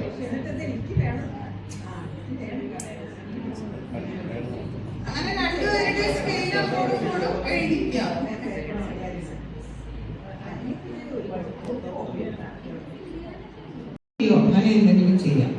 Positive items 1. അവിടെയില്ല സൈഡിൽ മറ്റേ ക്വസ്റ്റ്യൻ നമ്പറിന്റെ അവിടെ ടിക്ക് ചെയ്യും. അവിടെ ടിക്ക് ചെയ്തപ്പോ 2 ടിക്കായില്ലേ? ക്വസ്റ്റ്യൻ നമ്പറിന്റെ നേരെ 1, 2, 4, 6, 7, 9, 10, 11, 13, 14, 17, 19. ഇത്ര ഐറ്റംസ് 1, 2, 4, 6, 7, 9, 10, 11, 13, 14, 17, 19. ടിക്ക് ചെയ്തോ? ഈ ടിക്ക് ചെയ്ത ഐറ്റംസിന്റെ സ്കോർ എങ്ങനെയാ കൂട്ടണേന്ന് വെച്ച് കഴിഞ്ഞാൽ 1, 2, 3 അല്ല, നമ്മൾ എഴുതിയേക്കുന്നത് strongly agree, undecided, disagree, strongly disagree, അങ്ങനെയല്ലേ? അപ്പൊ 1, 2, 3, 4 സെക്കൻഡ് ഐറ്റംസ് ഞങ്ങൾ വായിച്ചാൽ കേട്ടോ. ഐറ്റം 1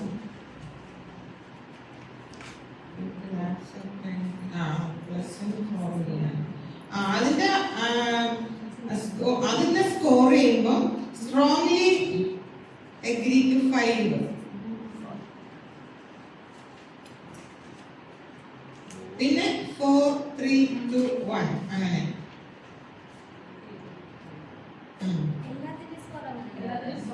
ഈ ടിക്കറ്റ് ഐറ്റത്തിന്റെ സ്കോർ ഒക്കെ അങ്ങനെയായിരിക്കും. സ്ട്രോങ്ലി എഗ്രിക്ക് 5 കൊടുക്കുക, എഗ്രിക്ക് 4 കൊടുക്കുക, അൺഡിസൈഡഡിന് 3 കൊടുക്കുക, ഡിസഗ്രിക്ക് 2 കൊടുക്കുക, സ്ട്രോങ്ലി ഡിസഗ്രിക്ക് 1 കൊടുക്കുക.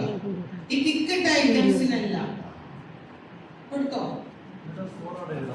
ടോട്ടൽ സ്കോർ എന്ന് പറഞ്ഞാൽ നിങ്ങളുടെ അവിടെ ഒരു കോളം ഇല്ലേ? സൈഡിൽ ഒരു കോളം ഇല്ലേ? ആ കോളത്തിൽ എഴുതുക.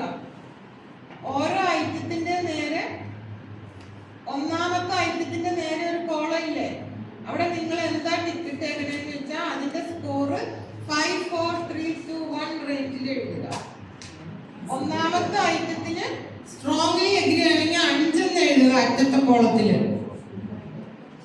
എഗ്രി ആണെങ്കിൽ 4 എന്ന് എഴുതുക. അൺഡിസൈഡഡ് ആണെങ്കിൽ 3 എന്ന് എഴുതുക. ഡിസഗ്രി ആണെങ്കിൽ 2 എന്ന് എഴുതുക. സ്ട്രോങ്ലി ഡിസഗ്രി ആണെങ്കിൽ 1 എന്ന് എഴുതുക.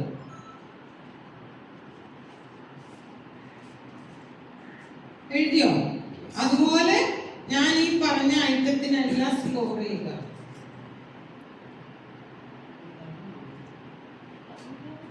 അപ്പൊ ഈ പറഞ്ഞ ഐറ്റങ്ങൾക്കെല്ലാം അറ്റത്ത് ഓരോ സ്കോർ കിട്ടും. ഒന്നാമത്തേന്, രണ്ടാമത്തേന്, നാലാമത്തേന്, ആറാമത്തേന്, ഏഴാമത്തേന്, 9, 10, 11, 13, 14, 17, 19. ഇത്ര ഐറ്റംസിന് സ്ട്രോങ്ലി എഗ്രിക്ക് 5 മുതൽ പുറകോട്ട് 1 വരെ സ്കോർ ചെയ്യുക.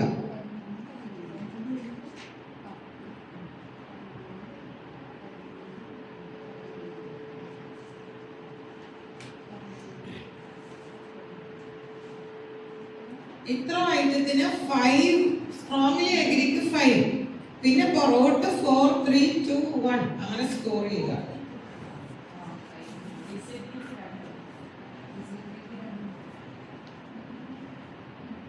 അതായത് സ്ട്രോങ്ലി എഗ്രിക്ക് 5, എഗ്രിക്ക് 4, അൺഡിസൈഡഡിന് 3, ഡിസഗ്രി 2, സ്ട്രോങ്ലി ഡിസഗ്രിക്ക് 1 അങ്ങനെ സ്കോർ ചെയ്യുക. 17 ഐറ്റത്തിന്റെ സ്കോർ എഴുതിയോ? ഇനി അടുത്ത ഐറ്റംസ് ഞാൻ നമ്പർ പറയാം. ബാക്കിയുള്ളത് 3, 5, 8, 12, 15, 16, 18, 20 റൗണ്ട് ചെയ്താൽ മതി. 3, 5, 8, 12, 15, 16, 18, 20 ബാക്കിയുള്ള ഐറ്റംസ്. ഈ ഐറ്റത്തിന് റിവേഴ്സ് ചെയ്യുക. അതായത് സ്ട്രോങ്ലി എഗ്രി ആണെങ്കിൽ 1, എഗ്രി ആണെങ്കിൽ 2, അൺഡിസൈഡഡ് 3, ഡിസഗ്രി 4, സ്ട്രോങ്ലി ഡിസഗ്രി 5. നമ്മൾ ചെയ്തതിന്റെ നേരെ വിപരീതം സ്കോറിംഗ് ചെയ്യുക.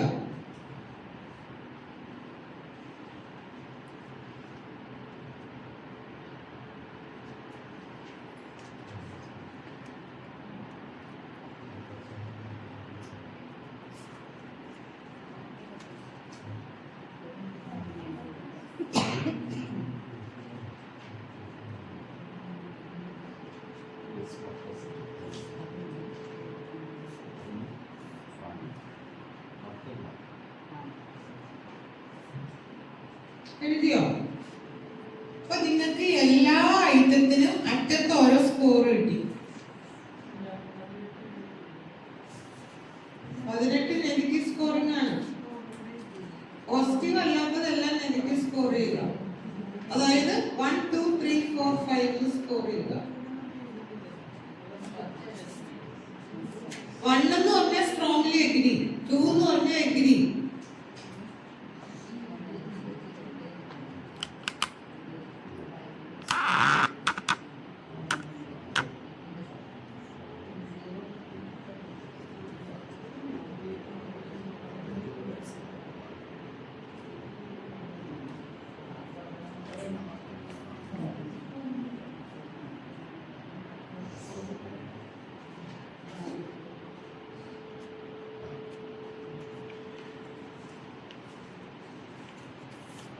ചെയ്തോ? ഇനി ടോട്ടൽ സ്കോർ കാണുക.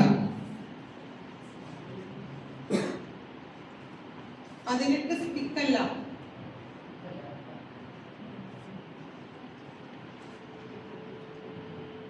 ടോട്ടൽ സ്കോർ കാണുക. അറ്റത്ത് എഴുതിയിട്ടുണ്ടല്ലോ, അതെല്ലാം കൂടെ ടോട്ടൽ ചെയ്യുക.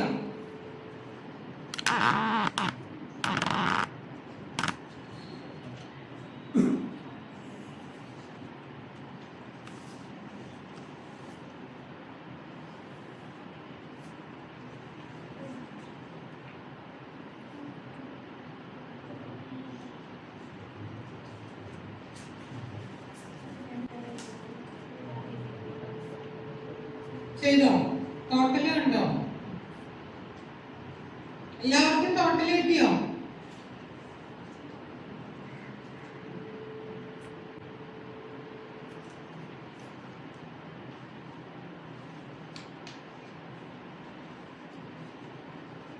ടോട്ടൽ സ്കോർ അടിയിൽ എഴുതി വെക്കുക. ഏറ്റവും അവസാനം ടോട്ടൽ സ്കോർ ഓരോ പേജിനും ഉണ്ട്.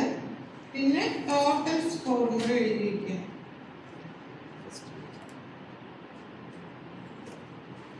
പേജ് 1, 2, 3 അത്രയും ടോട്ടൽ സ്കോർ എഴുതുക. അപ്പൊ നിങ്ങൾക്ക് എത്രയൊക്കെ കിട്ടിയൊരു എന്താ 30, 35 എന്നൊക്കെ പറഞ്ഞ് കിട്ടിയോ? 20, 40, 50, 80 എന്നൊക്കെ പറഞ്ഞ് കിട്ടിയോ? ആ, കിട്ടിയില്ലേ? ഒരു വാല്യൂ. ഓക്കെ, എല്ലാവർക്കും കിട്ടിയോ? എന്നിട്ട് അടുത്ത സ്റ്റെപ്പ് പറയാനാ. കിട്ടാത്ത ആരെങ്കിലും ഉണ്ടോ?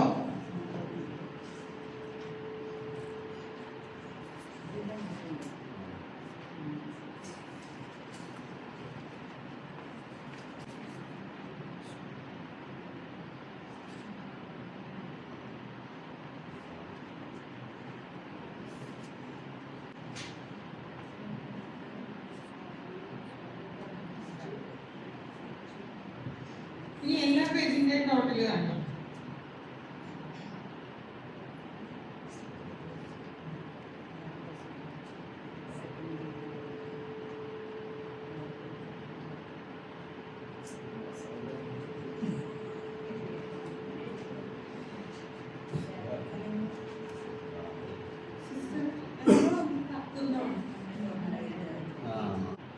നിങ്ങളുടെ പാർട്ടിസിപ്പന്റിന്റെ ആണ് നിങ്ങൾ ഇന്റർപ്രറ്റ് ചെയ്യാൻ പോണത്.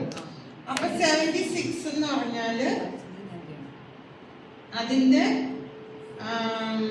ഇസഡ് സ്കോർ ആണ് നമ്മൾ കാണുന്നത്. 76ന്റെ ഇസഡ് സ്കോർ 1.11. എഴുതിയോ? നിങ്ങളുടെ എത്രയാ? 71ന്റെ 0.82. ഞാൻ രണ്ടുപേരുള്ളോ? 81ന്റെ 1.40. ടോട്ടൽ സ്കോർ കഴിഞ്ഞ് താഴെ ഇസഡ് സ്കോറിന് അവിടെ ഒരു കോളം ഉണ്ട്. ആ കോളത്തിൽ എഴുതിക്കോ. എന്റെ കയ്യിലുള്ള ആ കോളം കാണുന്നില്ല.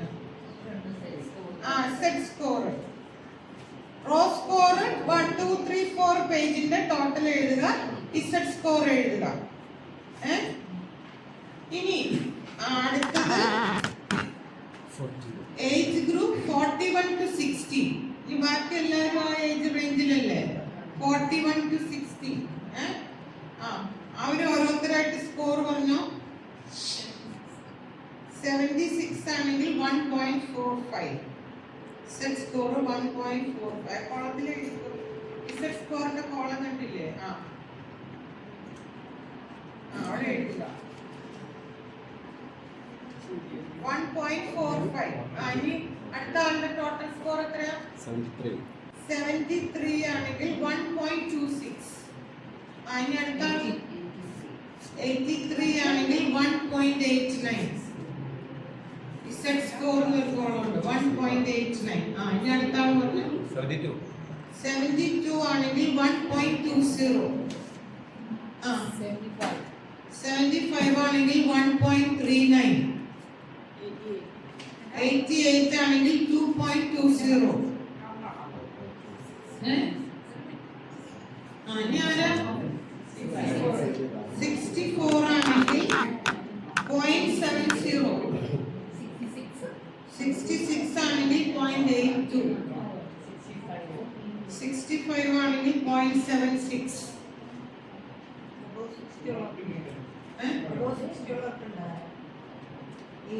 ഉണ്ട്. ഇപ്പൊ എല്ലാവരുടെ ആയോ? അല്ല, അതല്ല, ഇവിടെ ഉള്ളവരുടെ ഒക്കെ ആയോ? എല്ലാവരുടെ സ്കോർ ആയോ? ഇനി അടുത്തത് എബവ് 60 ആണെങ്കിൽ എത്രയാ സ്കോർ? 69 ആണെങ്കിൽ 1.27. ഞാൻ ആർക്കെങ്കിലും സ്കോർ കിട്ടാനുണ്ടോ?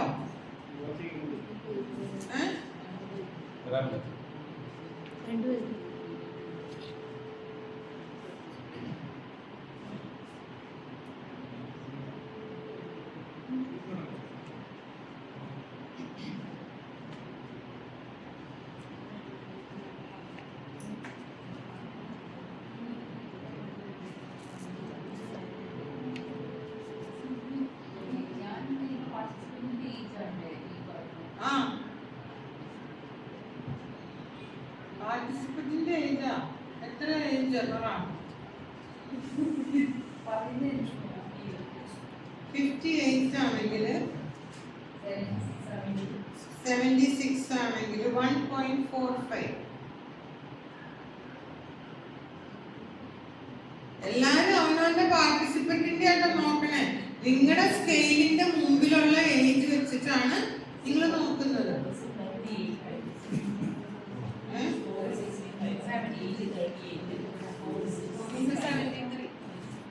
65.49.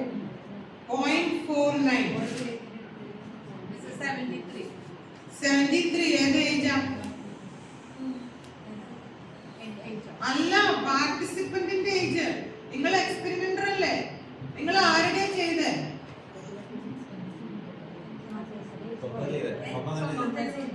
സ്വന്തമാണ് ചെയ്തേ. അപ്പൊ ഏത് ഏജ് ഗ്രൂപ്പാ? അപ്പൊ പിന്നെ പേറായിട്ട് ഇരുന്നെന്തിനാ? പേറായിട്ട് ഇരുന്നെന്തിനാ പിന്നെ? പറയണ കാര്യം മനസ്സിലാവില്ല. ഞാൻ ചോദിച്ചല്ലോ, നിങ്ങൾക്ക് മനസ്സിലായോ ഇല്ലയോ? നിങ്ങൾ ഒരു ജോലിക്ക് പോയിരുന്ന നിങ്ങൾ നിങ്ങളുടെ സ്വന്തം സ്കോറാണോ കാണുന്നേ? അല്ലല്ലോ, നിങ്ങൾ അപ്പുറത്തെ ആളുടെ സ്കോറല്ലേ നോക്കണ്ടേ? നിങ്ങൾക്ക് അങ്ങനെ ഒരു എക്സ്പീരിയൻസിന് വേണ്ടിയാണ് നിങ്ങൾ എഴുതുന്നത്. അതായത് മറ്റേ ആളോട് റാപ്പോ എസ്റ്റാബ്ലിഷ് ചെയ്തത് എന്തിനാ? ചുമ്മാതെയോ? എന്നിട്ട് അയാളുടെ സ്കോറല്ലേ വാങ്ങേണ്ടത്. ഓക്കെ, നെക്സ്റ്റ് എക്സ്പെരിമെന്റ് മുതൽ അങ്ങനെ ചെയ്യുക. എത്രയാ ഏജ് പറഞ്ഞത്?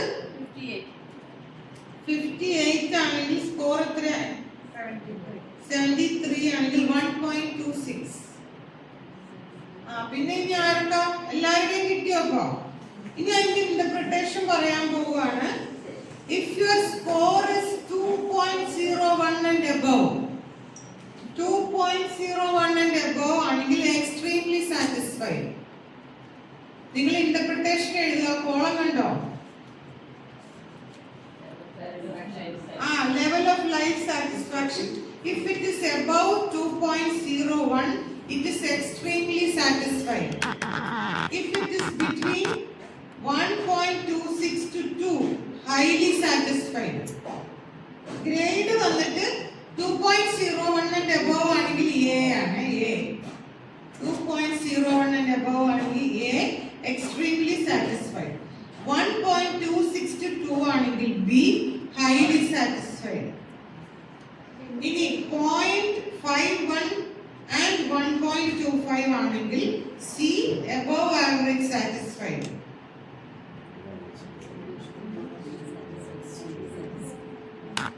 ഏതായാലും 56 ആണെങ്കിൽ എത്ര 77 ആണെങ്കിൽ 1.51. 0.51 to 1.25 ആണെങ്കിൽ above average satisfied. Minus 0.5 to 0.5 ആണെങ്കിൽ average satisfied. എഴുതിയോ? എല്ലാവരുടെയും ഇന്റർപ്രിട്ടേഷൻ എഴുതിയോ? ലെവൽ ഓഫ് സാറ്റിസ്ഫാക്ഷൻ 0.49 ആണെങ്കിൽ ആവറേജ് സാറ്റിസ്ഫൈഡ്. ഏതാ 2.01 and above ആണെങ്കിൽ A. നിങ്ങൾക്ക് പരീക്ഷയ്ക്ക് കടലാസ് തരും. ആഫ്റ്റർ റൈറ്റിംഗ് യുവർ പ്രൊസീജിയർ നിങ്ങൾക്ക് ഈ പേപ്പർ തരും. നിങ്ങൾക്ക് ഇത് നോക്കി എഴുതാം. 0.2 plus 2.1 and above ആണെങ്കിൽ A. 1.26 to 2 ആണെങ്കിൽ B, highly satisfied. 0.51 to 1.25 ആണെങ്കിൽ above average satisfied. C. minus 0.5 to 0.50 ആണെങ്കിൽ D, average satisfied. ഇനി E, F, G ഉണ്ട് ട്ടോ. -2.1 below അങ്ങനെയൊക്കെ പോകും. അപ്പം നിങ്ങളുടെ അടുത്ത് വന്നിരിക്കുന്ന ആൾക്ക് എന്തെങ്കിലും പ്രോബ്ലം ഉണ്ടെങ്കിലാണ് മൈനസിലേക്ക് പോണത്. അല്ലെങ്കിൽ എല്ലാവർക്കും പ്ലസ് അല്ലെ? ആവറേജ് മുതൽ മേലോട്ടാണ് സാധാരണ മനുഷ്യന്മാർക്കൊക്കെ കിട്ടുന്നത് അല്ലേ? ഇവിടെയുള്ള മനുഷ്യന്മാർക്കൊക്കെ എല്ലാവർക്കും സാറ്റിസ്ഫൈഡ് ആണല്ലോ. ആവറേജിലും പിന്നെ above average, highly satisfied, extremely satisfied. പിന്നെ ഞാൻ പറഞ്ഞില്ലേ, ദിസ് വേരീസ് വിത്ത് ടൈം. ഒരു മനുഷ്യന് ഒരു സ്കോർ എന്ന് പറയുന്ന 10 പ്രാവശ്യം ചെയ്യുമ്പോൾ ഒരേ സ്കോർ ആണെങ്കിലാണ് അയാളുടെ സ്കോർ. അത് ഇപ്പൊ നിങ്ങൾ ജസ്റ്റ് ഒരു പ്രാവശ്യം ചെയ്തിട്ടുള്ളൂ അല്ലേ? ഇനി നിങ്ങളുടെ മൂഡ് അനുസരിച്ച്, നിങ്ങൾ രാവിലെ കഴിച്ചതനുസരിച്ച്, നിങ്ങളുടെ ഇരിക്കുന്ന സ്ഥലം അനുസരിച്ച്, എൻവയോൺമെന്റ്, ചൂട്, ആ ഇറിറ്റേഷൻ, അങ്ങനെയൊക്കെയാണെങ്കിൽ നിങ്ങളുടെ സ്കോർ ഇനി താഴത്തേക്ക് പോകും. മനസ്സിലായോ? അപ്പൊ ഇറ്റ് ഇസ് നോട്ട് എന്താ പറയാ, നമുക്കിങ്ങനെ ഒരു ആപ്റ്റ് സ്കോർ എന്നൊന്നും പറയാൻ പറ്റില്ല. It varies with time. May be 2 വർഷം കഴിയുമ്പോൾ നിങ്ങളുടെ സ്കോർ ഇത് തന്നെയായി, 2 ദിവസം കഴിയുമ്പോൾ നിങ്ങളുടെ സ്കോർ വേറെ ആയിരിക്കും. അല്ലെങ്കിൽ വേണമെങ്കിൽ വൈകുന്നേരം മെഷർ ചെയ്ത് കഴിഞ്ഞാൽ ഇതിലും താഴെ ആയിരിക്കും. ക്ഷീണം കൂടുന്നതോറും സ്കോർ കുറഞ്ഞു വരും. അത് തമാശല്ല. അല്ല, ഇപ്പൊ നിങ്ങൾക്ക് കിട്ടിയ ഈ സ്കോർ നിങ്ങൾ ഇന്റർപ്രറ്റ് ചെയ്യും. ഞാൻ പറയുക for your information. May be when you discuss you can include that. ഇത് അതായത് ഒരുപാട് ഫാക്ടേഴ്സ് ഇതിനെ അഫക്ട് ചെയ്യും. Hence it varies for the same individual over situations over time. മനസ്സിലായോ? ഞാൻ പറഞ്ഞില്ല, നമ്മൾ വിഷമ ഊക്രാന്തിയൊക്കെ ഇരിക്കുമ്പോ ഇതൊക്കെ എഴുതി കഴിഞ്ഞാൽ എന്നാ എഴുതണമെന്ന് നമുക്ക് കറക്റ്റ് അറിയണ്ടാവില്ല. പിന്നെ ഞാൻ പറഞ്ഞില്ലേ, when you think too much there will be variation. നമ്മൾ too much ഒന്നും think ചെയ്യാൻ പാടില്ല. As you go through, when I think about the past years, I feel that I could not do this important. Okay, strongly agree. അങ്ങനെ നമ്മൾ എഴുതുകൊണ്ടേ നമ്മുടെ മനസ്സിൽ ആ statement വായിക്കുമ്പോൾ ഫസ്റ്റ് വരുന്ന ഇമ്മീഡിയറ്റ് റെസ്പോൺസ് ആണ് അതിന്റെ ആൻസർ. പിന്നെ ഇതിനൊന്നും ടൈം ലിമിറ്റ് ഇല്ല. ബട്ട് 20 സ്റ്റേറ്റ്മെന്റ്സ് എഴുതാൻ ഒരു 5 minutes to 10 minutes, അതിൽ കൂടുതൽ സമയം നമ്മൾ എടുത്തു കഴിഞ്ഞാൽ നമ്മുടെ സ്കോറൊക്കെ മാറും. When you start processing information, അതൊക്കെ വ്യത്യാസം.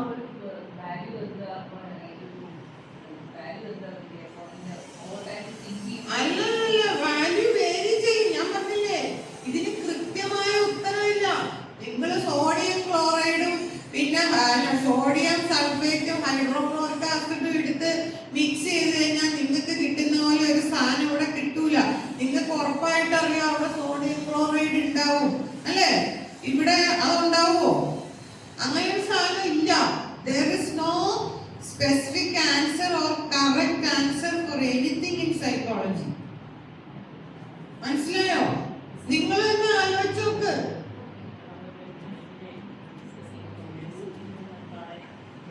നിങ്ങൾ ആദ്യം റാപ്പ് എസ്റ്റാബ്ലിഷ് ചെയ്യാൻ 3 മണി.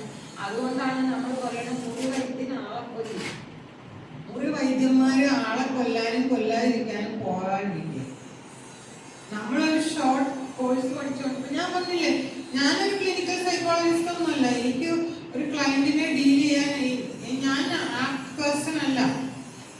ഇപ്പൊ I have done A course in clinical psychology MPhil അല്ലെങ്കിൽ കൗൺസിലിംഗിൽ ഞാൻ 5 വർഷത്തെ എന്തെങ്കിലും ഇന്റഗ്രേറ്റഡ് കോഴ്സ് ഒക്കെ ചെയ്ത് 1500 അല്ലെങ്കിൽ 2000 hours ഓഫ് ക്ലിനിക്കൽ പ്രാക്ടീസ് കഴിയുമ്പോഴാണ് I am capable of doing ഒരു സെഷൻ. അല്ലാതെ ഞാൻ ഓടിച്ചെന്ന് എൻ്റെ അടുത്ത് ആരെങ്കിലും കൗൺസിലിംഗ് ഒന്നും ഞാൻ വായിപ്പൊക്കെ കൊടുക്കാറുണ്ട്. എനിക്ക് ഒന്നും അറിയാത്ത ഒരു സാധനം. ഞാൻ ഈ സൈക്കോമെട്രി എന്നുള്ള പേപ്പർ പഠിക്കാൻ തുടങ്ങിയിട്ട് 25 വർഷമായി. പക്ഷേ എങ്കിൽ still I am not confident because the more you know about the thing the more you get scared. എപ്പോഴും അങ്ങനെ തന്നെയാണ്.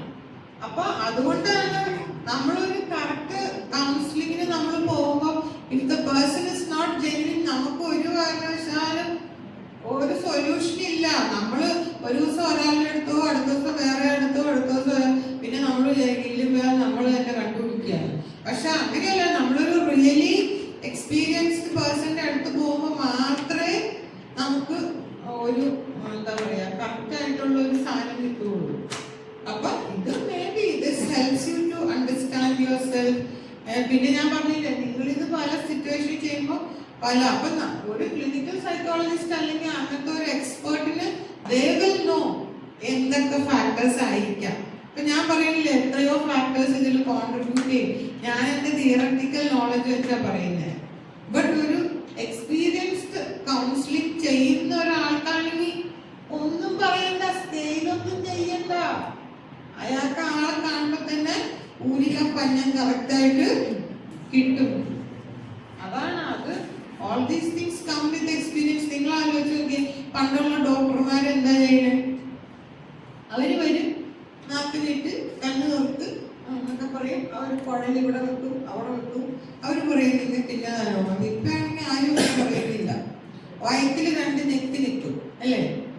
നാളൊരു ഞാനൊരു ഡോക്ടറെ കാണാൻ പോയി. അവരുടെ വയറ്റിൽ നിൽക്കുമ്പോൾ ഞാൻ തുള്ളി പറഞ്ഞ് ചാടി എഴുന്നേറ്റു. ഞാൻ വിചാരിച്ചു ഇയാളെന്നെ ആക്രമിക്കാൻ പോവുക. കാരണം ഇപ്പോഴത്തെ കാലത്ത് ആരും വയറ്റിലൊന്നും നിൽക്കൂല. അയാൾ എന്നെ പേടിച്ച് എന്ത് വെച്ച് ഞാൻ പറഞ്ഞു ഞാൻ പേടിച്ച്. കാരണം ഇപ്പൊ ആരെങ്കിലും വയറ്റിൽ നിൽക്കോ? ഇല്ല. വയറ്റിലൊക്കെ എല്ലാരും പറയും പോയി MRI എടുക്ക്, ആന എടുക്ക്, ചേന എടുക്കെന്ന് പറയും. അയാള് വയറ്റില് വയസ്സുള്ള ഡോക്ടർമാരങ്ങനെയാ. അവര് ഞാൻ എന്റെ മോൾക്ക് മുട്ടിനൊരു ഇഞ്ചുറി വന്നു. അപ്പൊ ആദ്യം എന്നോട് കോളേജിലെ മിസ് പറഞ്ഞു സെറ്റിൽമെന്റ് സ്കൂളിലെ താഴെ ഒരു വേണു എന്നൊരു ഡോക്ടറുണ്ട്, ആ ഡോക്ടറെ കൊണ്ടുപോയി കാണിക്കാം. വേണു ഡോക്ടർ ഇങ്ങനെ നിൽക്ക്, ഇങ്ങനെ നിൽക്ക്, ഇങ്ങനെ ചെരിഞ്ഞിട്ട് ഇരിക്കുന്നൊക്കെ പറഞ്ഞു. നിങ്ങളുടെ ലിഗമെന്റ് ടയറായി, നിങ്ങൾ പോയി എന്താ ഇനി ഇതിനൊക്കെ സൊല്യൂഷൻ എന്ന് വെച്ചാൽ ഒരു സർജറിയാണ്, അതൊക്കെയാണ് വേണ്ടത്. ഞാനോട് ഇയാൾ എന്താണ്, ഇയാൾക്ക് എന്ത് ഒന്നും അറിഞ്ഞുകൂടാ, ഇങ്ങനെയൊക്കെ പറഞ്ഞാൽ എങ്ങനെ ലിഗമെന്റ് ടയറായെന്ന് അറിയാം. ഉടനെ ഞാൻ മെഡിക്കൽ ട്രസ്റ്റിൽ കൊണ്ടുപോയി അവർ സ്കാൻ ചെയ്തിട്ട് ലിഗമെന്റ് ടയറാണ്, നിങ്ങൾ സർജറിയാണ്. എൻ്റെ 9500 രൂപ MRI ചെയ്ത് പോയതല്ലാതെ പ്രത്യേകിച്ച് ഒരു ഗുണവും കിട്ടിയില്ല അല്ലേ? അപ്പൊ ഒരു എക്സ്പീരിയൻസ്ഡ് പേഴ്സൺ എന്ന് പറയുന്ന അയാൾക്ക് കാണുമ്പോൾ തന്നെ പറയാം ഇങ്ങനത്തെ ടെസ്റ്റ് ഒന്നും ചെയ്യേണ്ട യാതൊരു കാര്യവുമില്ല. ഇപ്പൊ എന്റെ മോള് സൈക്കോമെട്രിസ്റ്റ് ആയിട്ടാണ് ജോലി ചെയ്യുന്നത്, കാനഡയിലാണ് ജോലി ചെയ്യുന്നത്. അവർക്ക് ഓരോ ടെസ്റ്റിനും ഒരു 3 മാസം ട്രെയിനിങ് കൊടുക്കും. എപ്പോഴാണോ ഇവരുടെ സ്കോറിങ്ങും ഈ ട്രെയിനിങ് കൊടുക്കുന്ന ആളുടെ സ്കോറിങ്ങും ഒന്നായിട്ട് ഒരു 10 പ്രാവശ്യമെങ്കിലും ഒരുപോലെ ആയെങ്കിലേ അവരെ ടെസ്റ്റ് ചെയ്യാൻ വിടുകയുള്ളൂ. ഏത് MSc സൈക്കോളജി കഴിഞ്ഞിട്ട് 2 ഡിപ്ലോമ കോഴ്സ് പഠിച്ചിട്ട് ഇത്രയും വർഷം നമുക്ക് ഇത്രയും പഠിച്ചു കഴിഞ്ഞിട്ട് നമുക്ക് ട്രെയിനിങ് തരുന്ന എങ്ങനെയാണ് ഇത്ര അവരുടെ സ്കോർ. ഇപ്പൊ നമ്മൾ എയർഫോഴ്സിലൊക്കെ സൈക്കോളജി പിള്ളേര് സയന്റിസ്റ്റ് ആയിട്ട് ജോലി ചെയ്യുന്നുണ്ട്. അവരുടെ ജോലി എന്താണെന്ന് വെച്ചാൽ ഈ ടെസ്റ്റ് എഴുതി വരുന്ന കുട്ടികളില്ലേ, അവർക്ക് സൈക്കോമെട്രിക് ടെസ്റ്റുകൾ കൊടുക്കുക, അവര് മറ്റേ പ്രൊജക്റ്റീവ് ടെസ്റ്റുകളാണ് കൊടുക്കുന്നത്. ട്രെയിനിങ് എത്ര നാളാന്ന് വെച്ചാൽ ഇവർ പോലും അറിഞ്ഞുകൂടാ. കാരണം എന്നാണോ ഇവരുടെ സ്കോറും ഈ ട്രെയിനിങ് കൊടുക്കുന്ന ആളുകൾ ഓൾറെഡി ഉള്ള ആളുകളുടെ സ്കോറിങ്ങും ഒരേപോലെ ഒരു 10-25 പ്രാവശ്യം വന്നെ, അതിനുശേഷം മാത്രമേ ഇവർക്ക് ആ ടെസ്റ്റ് കൊടുക്കാനുള്ള ഇത് കൊടുക്കുള്ളൂ.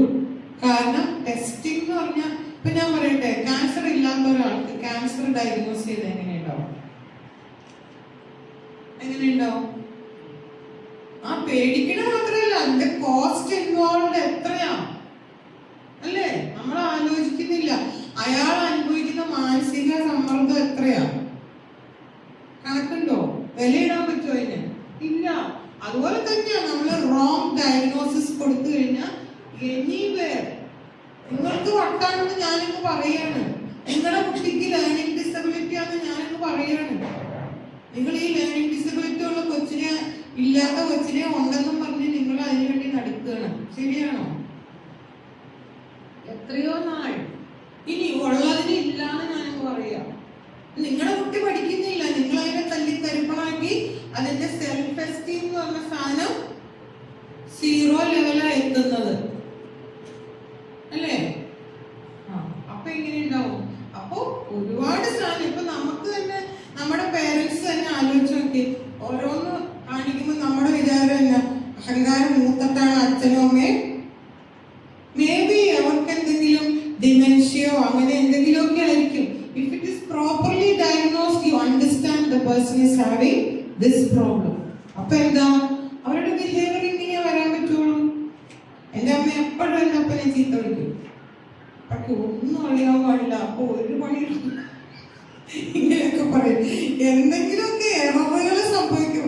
ഈ എന്താ പറയാ, 40 വയസ്സ് മുതൽ ഡയബറ്റിക് ആണ്. അപ്പോൾ ഇത്രയും വർഷം നമ്മൾ ഡയബറ്റീസ് ആയ ആളുകൾക്ക് പ്രോസസിംഗ് ഓഫ് ഇൻഫർമേഷൻ വന്നിട്ട് വളരെ കുറവ്. എവിടെയെങ്കിലും പാലിറങ്ങുമ്പോൾ ഒരു ചെരുപ്പിടാൻ ഒരു 15 മിനിറ്റ് അപ്പ പിടിക്കും.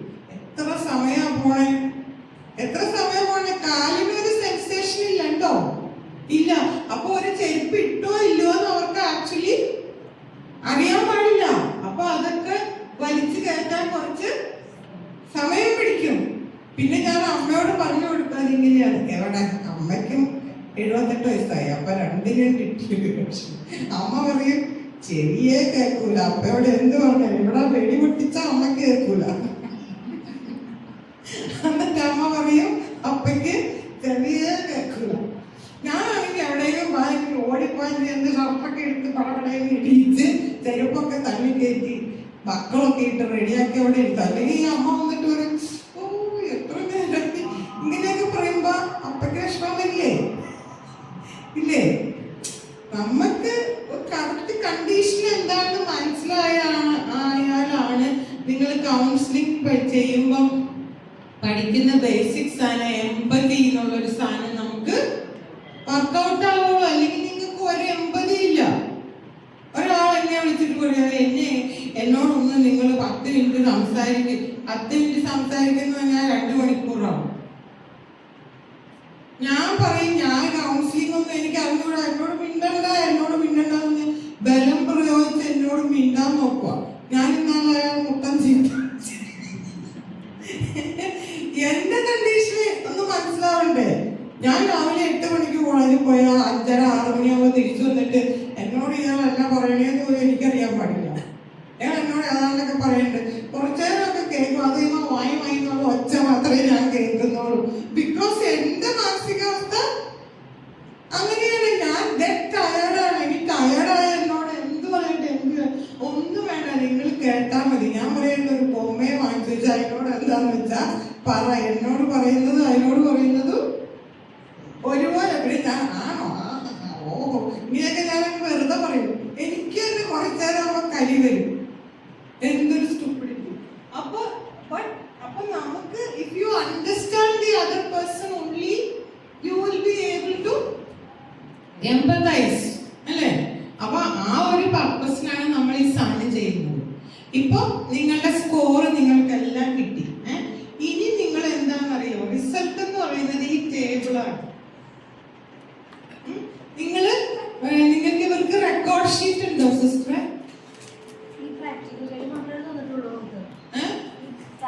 ആക്ച്വലി ഇവര് റെക്കോർഡ് ഷീറ്റ് മേടിച്ച് എഴുതണം. റെക്കോർഡ് ഷീറ്റ് മേടിച്ച് നിങ്ങൾക്ക് ഇതൊക്കെ ഇത് തന്നെ ഇങ്ങനെ എഴുതിയാൽ മതി. അതായത് നിങ്ങളുടെ ഇൻട്രൊഡക്ഷൻ നിങ്ങൾ എഴുതണം. അത് നിങ്ങൾക്ക് ഓൾറെഡി തന്നിട്ടുണ്ട്. ഞങ്ങളൊന്നും ഇൻട്രൊഡക്ഷൻ തരൂല. ഇൻട്രൊഡക്ഷൻ എല്ലാം പിള്ളേര് പല പല റെഫറൻസ് നോക്കി ചെയ്യണം. പിന്നെ aim, method, materials, procedure, results. കണ്ടോ റിസൾട്ട്സ് ഇതിനകത്ത് ടേബിൾ കൊടുത്തിട്ടുണ്ട് അല്ലേ? ടേബിൾ ഇൻഡിക്കേറ്റ്സ്, ടേബിൾ ഹെഡിങ് എഴുതണം. Table indicates the life satisfaction score obtained for the participant. അതാണ് ടേബിൾ ഹെഡിങ്. അത് എഴുതി വെച്ചോ. ടേബിൾ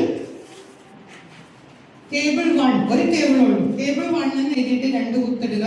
അതിനുശേഷം എഴുതുക life satisfaction score obtained for the participant.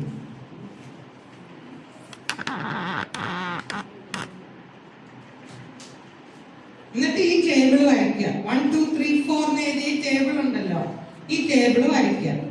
ഈ ടേബിൾ വരച്ചു കഴിഞ്ഞിട്ട് അതിന്റെ താഴെയാണ് നമ്മൾ ഡിസ്കഷൻ എഴുതുന്നത്. ആക്ച്വലി ഡിസ്കസ് ചെയ്യുന്നതാണ് നമ്മുടെ ജോലി. മനസ്സിലായോ? അപ്പൊ നമ്മൾ എന്താ ചെയ്യേണ്ടത്? ഇവര് ഡിസ്കഷന്റെ ഫസ്റ്റ് പാരഗ്രാഫ് തന്നിട്ടുണ്ട്. ലൈഫ് സാറ്റിസ്ഫാക്ഷൻ എന്താണ്, മെഷർ ഓഫ് അതെന്താണെന്ന് എഴുതി. പിന്നെ നിങ്ങൾ എഴുതുക the test was conducted. aim എഴുതുക. aim എന്താ? conducted to measure the individual's overall life satisfaction with different components. എന്നിട്ട് അതിന്റെ the level of life satisfaction is found to be average ആണോ above average ആണോ. ഞാൻ നിങ്ങൾക്ക് ഒരു ഇന്റർപ്രിട്ടേഷൻ തന്നില്ലേ, ആ ഇന്റർപ്രിട്ടേഷൻ എഴുതുക. അതാണ് രണ്ടാമത്തെ പാരഗ്രാഫ്. അതായത് രണ്ടാമത്തെ പാരഗ്രാഫ് എയിം വെച്ച് തുടങ്ങുക. Test was conducted to measure the individual's overall life satisfaction. പിന്നെ നിങ്ങൾക്ക് കിട്ടിയ സ്കോർ വന്നിട്ട് is found to be average. എന്നിട്ട് ഡിസ്കഷൻ എങ്ങനെയാണെന്ന് ആണ് താഴെ കൊടുത്തേക്കുന്നത്. എക്സ്ട്രീംലി സാറ്റിസ്ഫൈഡ് എന്നുള്ള സ്കോർ കിട്ടിയ ആള്, this score indicates that the person is experiencing a high level of satisfaction and fulfillment in their life. They are likely to feel a strong sense of purpose and meaning and are generally happy and content with their relationship, work, health and other aspects of their life. This could positively impact a person's life by promoting feelings of joy, positivity and motivation. പിന്നെ highly satisfied ആയിട്ടുള്ള ആള് next paragraph എഴുതുക above average. അങ്ങനെ full കിട്ടിയ ആളുകളുടെ interpretation എങ്ങനെയാണ് 7 വരെ കൊടുത്തിട്ടുണ്ട്. മനസ്സിലായോ? പിന്നെ നിങ്ങൾ ലാസ്റ്റ് പാരഗ്രാഫ് ഞാൻ പറഞ്ഞില്ലേ, there are so എന്താ മനസ്സിലായിട്ടില്ല. ടേബിളോ ടേബിൾ നിങ്ങൾ കണ്ടില്ലേ? അതിൽ നിങ്ങളുടെ സ്കോർ എഴുതുന്നത് എങ്ങനെയാണെന്ന് മനസ്സിലായിട്ടില്ലേ? സൈഡിൽ എഴുതിയിട്ടുണ്ടല്ലോ. നിങ്ങളതൊന്ന് ഗോ ത്രൂ ചെയ്യണം. when you come for practicals today, നിങ്ങൾക്ക് ഈ സാധനം നിങ്ങൾക്ക് അവൈലബിൾ ആയിട്ടുള്ള മെറ്റീരിയൽ ഒന്ന് നോക്കിയിട്ടൊക്കെ വരിക. ഇതിനകത്ത് എഴുതിയിട്ടുണ്ടല്ലോ ടേബിളില്. നോക്ക്, ആ പേജ് എടുത്തോ, പേജ് നമ്പർ 7. മാത്രം എഴുതിയാൽ മതി, എല്ലാവരുടെ സ്കോറിന്റെ എഴുതണ്ട. ഫസ്റ്റ് പാരഗ്രാഫ് ഓഫ് ഡിസ്കഷൻ ഇവരിവിടെ എഴുതിയിട്ടുണ്ട് ഓൾറെഡി. സെക്കൻഡ് പാരഗ്രാഫ് ആണ് ഞാൻ പറഞ്ഞത്. ലെവല് എന്തിനാണ് മെഷർ ചെയ്തത്, അതിന്റെ സ്കോർ. ഗ്രേഡ് കിട്ടിയില്ലല്ലോ. ഗ്രേഡ് പറഞ്ഞല്ലോ, ABCDE പറഞ്ഞല്ലോ. അതാണ് ഗ്രേഡ്. പിന്നെ അതിന്റെ ഇന്റർപ്രിട്ടേഷൻ ആണ് highly satisfied, average, above average എന്നൊക്കെ പറഞ്ഞില്ലേ. അത് നിങ്ങളുടെ ഇതിനകത്ത് തന്നെ ഉണ്ട്. ലെവൽ ഓഫ് ലൈഫ് സാറ്റിസ്ഫാക്ഷൻ അതുകൂടെ എഴുതിയിട്ടുണ്ട്. ടേബിളിലുണ്ട്, ടേബിൾ നമ്പർ 7 ടേബിളിലുണ്ട്. മനസ്സിലായോ?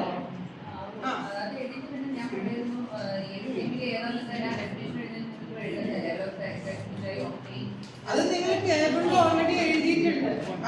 പിന്നെ ഡിസ്കഷന്റെ 1ാം പാരഗ്രാഫ് എഴുതിയിട്ട് 2ാമത്തെ പാരഗ്രാഫ് എഴുതുക. എക്സ്പെരിമെന്റ് എന്തിനാ ചെയ്തത്? ഇത് ടെസ്റ്റ് ആണ്. നിങ്ങൾ ടെസ്റ്റ് വാസ് അഡ്മിനിസ്ട്രേഡ് എന്തിനാ? To measure the individuals overall satisfaction with different components in her life. Her or his, സ്ത്രീ ആണെങ്കിൽ ഹെർ എഴുതുക, പുരുഷനാണെങ്കിൽ ഹിസ് എഴുതുക. അതിനുശേഷം നിങ്ങളുടെ സ്കോർ ഹൈലി എക്സ്ട്രീംലി സാറ്റിസ്ഫൈഡ് ആണെങ്കിൽ ഫസ്റ്റ് പാരഗ്രാഫ് എഴുതുക, ഹൈലി സാറ്റിസ്ഫൈഡ് ആണെങ്കിൽ സെക്കൻഡ് പാരഗ്രാഫ് എഴുതുക, ആവറേജ് എബോ ആവറേജിന് ഓരോ പാരഗ്രാഫ് തന്നിട്ടുണ്ട്.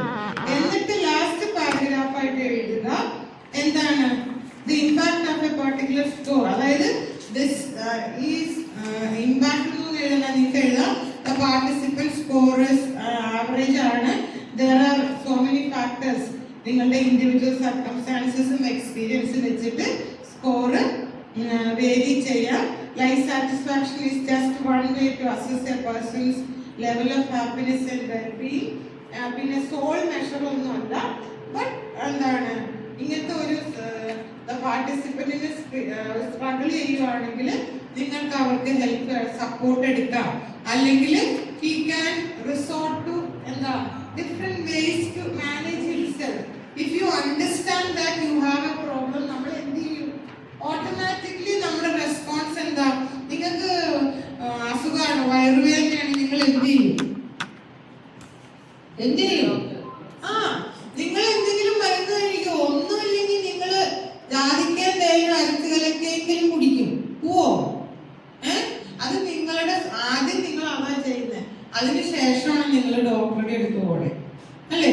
അതുപോലെ തന്നെ if you feel that your life satisfaction is low, നമ്മൾ എന്ത് ചെയ്യും?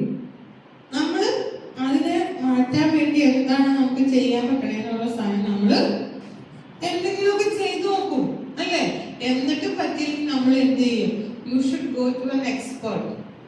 എക്സ്പെർട്ടിന്റെ അടുത്ത് പോയിട്ട് നമ്മൾ അവരുടെ സഹായം മേടിക്കണം. ഏത് ശാരീരിക രോഗം പോലെയും പ്രധാനമാണ് മാനസികമായിട്ടുള്ള ബുദ്ധിമുട്ടുകൾ. ആ ബുദ്ധിമുട്ടുകൾക്ക് നമ്മൾ ചെറിയ പിന്നെ രോഗമുള്ള ആളുകൾ മാത്രമല്ല ഇങ്ങനെ പോകുന്നത്, രോഗമില്ലാത്ത ആളുകൾക്കും ടു എൻഹാൻസ് യുവർ വെൽനെസ് നമുക്ക് ഇങ്ങനെ എവിടെയെങ്കിലുമൊക്കെ പോയി ഒന്ന് സംസാരിച്ചൊക്കെ തിരിച്ചു വരാം, അല്ലേ?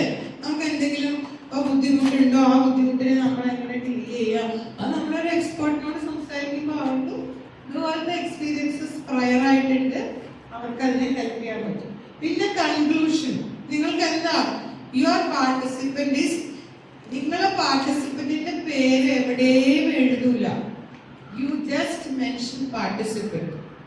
മനസ്സിലായോ? അപ്പൊ നിങ്ങള് പേര് എഴുതുന്നില്ല, ഇനീഷ്യൽസ് എഴുതിയാലും മതി. ഇപ്പൊ എന്റെ പേര് സീനായ മത്തായി എന്നാണെങ്കിൽ ഞാൻ ഈ നെയിം എന്നുള്ള സ്ഥലത്ത് സീനായ മത്തായി എഴുതുന്നില്ല. I need not know about the person's name, അല്ലേ? ഐ ജസ്റ്റ് റൈറ്റ് എസ് എന്ന, അത്ര മാത്രമേ ഉള്ളൂ. അപ്പൊ നിങ്ങൾക്ക് പറയാം നിങ്ങളുടെ participant has average level of life satisfaction, അത്രേ ഉള്ളൂ. ആ എക്സ്പെരിമെന്റ് അവിടെ തീർന്നു. മനസ്സിലായോ? എല്ലാവർക്കും മനസ്സിലായോ? എന്തെങ്കിലും സംശയം ഉണ്ടോ? വേണം വേണം. ഇതാണ് അതിന്റെ പ്രൊസീജിയർ. ലൈഫ് സാറ്റിസ്ഫാക്ഷന്റെ ഹെഡിങ് എഴുതിയിട്ട് introduction, aim, method, subject. Subject അല്ലെങ്കിൽ ഇപ്പൊ എല്ലാവരും പാർട്ടിസിപ്പന്റ് എന്നാ പറയുന്നത്. മെഷർ, മെറ്റീരിയലിന് പകരം മെഷർ എന്നാ പറയുന്നത്. എങ്ങനെ വേണമെങ്കിലും എഴുതാം. അയാളുടെ name, age, sex, education, qualification, ഇത്രയും സാധനമാണ് പാർട്ടിസിപ്പന്റിൻ്റെതായിട്ട് നമ്മൾ ഫില്ല് ചെയ്യുന്നത്. നിങ്ങൾ ഇത് എന്തിനാ ഫില്ല് ചെയ്യണമെന്ന് വെച്ചാൽ വെൻ യു ഡിസ്കസ് നിങ്ങൾക്ക് പറയാം നിങ്ങളുടെ പാർട്ടിസിപ്പന്റിന്റെ ഏജ് ഇങ്ങനെയായിരുന്നു, അല്ലെ? ഇൻക്രീസിങ് ഏജ് ആകുമ്പോൾ നിങ്ങൾക്ക് ഹെൽത്ത് റിലേറ്റഡ് ഇഷ്യൂസ് ഉണ്ടാവും. അതുകൊണ്ടൊക്കെ നിങ്ങളുടെ ലൈഫ് സാറ്റിസ്ഫാക്ഷൻ കുറയാം. നിങ്ങൾ അവരോട് റാപ്പോ എസ്റ്റാബ്ലിഷ് ചെയ്തപ്പോൾ നിങ്ങൾക്ക് സുഖമാണോ അങ്ങനത്തെ ഓരോ കാര്യങ്ങളൊക്കെ ചോദിച്ചിട്ടുണ്ടാവും. ഇഫ് ദ പേഴ്സൺ ഈസ് എന്താ confidence, having confidence in you, അയാൾ പറയും എനിക്ക് ഇന്ന ഇന്ന പ്രോബ്ലംസ് ഒക്കെ ഉണ്ട്.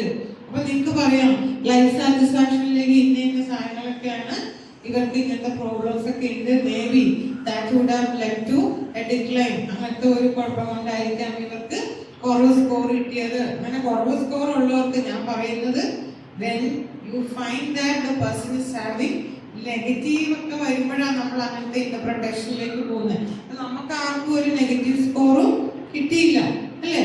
ദാറ്റ് മീൻസ് നിങ്ങൾ എല്ലാവരും അത്യാവശ്യം ലൈഫ് സാറ്റിസ്ഫാക്ഷൻ ഉള്ള ആളുകൾ തന്നെയാണ്, അല്ലേ? അപ്പൊ അതുകൊണ്ട് നമുക്ക് പറയാൻ വേണ്ടി ഇങ്ങനെ ഇങ്ങനെ ഒരുപാട് കാര്യങ്ങൾ കൊണ്ടൊക്കെ പ്രശ്നങ്ങൾ വരാം. അങ്ങനത്തെ നമുക്ക് മനസ്സിലായോ? അപ്പൊ ഇത്രയാണ്. അപ്പൊ നിങ്ങള് എന്താണ് അതിനൊരു റെക്കോർഡ് ഷീറ്റ് പോലത്തെ ഷീറ്റ് ഉണ്ട് വരയിട്ട്. ആ ഷീറ്റിലാണ് ഓരോ ഈ 5 എക്സ്പെരിമെന്റ് നിങ്ങൾ ഇത്ര ഫുൾ എഴുതി വെക്കേണ്ടത്. എന്നിട്ട് പിന്നെ ആരാ സിസ്റ്റർ സൈൻ ചെയ്യും.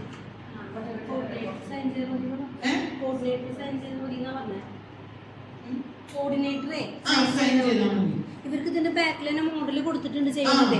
അതിന്റെ ഫ്രണ്ട് പേജ് എങ്ങനെയാ വെക്കേണ്ടത് എന്നുള്ള കാര്യങ്ങൾ കണ്ടോ. ടേബിള് പ്രാക്ടിക്കൽ 1 നമ്മൾ ചെയ്തത് ലൈഫ് സാറ്റിസ്ഫാക്ഷൻ ആണ്.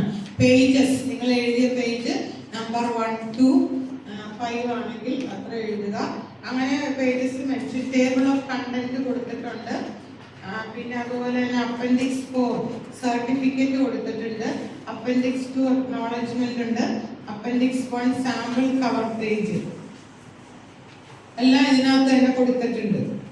ഈ മോഡലാണ് അപ്പൊ നിങ്ങൾ സബ്മിറ്റ് ചെയ്യേണ്ടത് കേട്ടോ. അപ്പൊ ഒന്നാമത്തെ എക്സ്പെരിമെന്റ് കഴിഞ്ഞു. ഇനി രണ്ടാമത്തെ എക്സ്പെരിമെന്റ് ആണ് ബിഗ് 5 പേഴ്സണാലിറ്റി ഇൻവെന്ററി.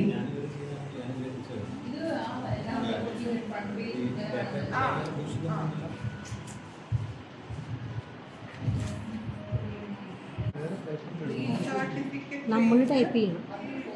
വേറെ പേപ്പറിലായി എഴുതി ഇതുപോലത്തെ ഫ്രണ്ട് പേജൊക്കെ വെച്ചിട്ട് എഴുതുക. ഇത് ടൈപ്പ് ചെയ്ത് ഇങ്ങനെ തന്നെ വെക്കണം.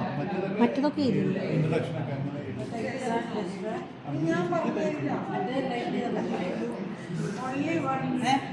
പെട്ടെന്ന് ചെയ്തോളാം അടുത്ത എക്സ്പെരിമെന്റ്. അല്ലെങ്കിൽ നമ്മൾ ഇങ്ങനൊന്നും വീട്ടിൽ പോവില്ല. എനിക്ക് ഡാൻസ് ക്ലാസ് ഉണ്ട് 4 മണിക്ക്, 6 മണിക്ക് പാട്ട് ക്ലാസ് ഉണ്ട്.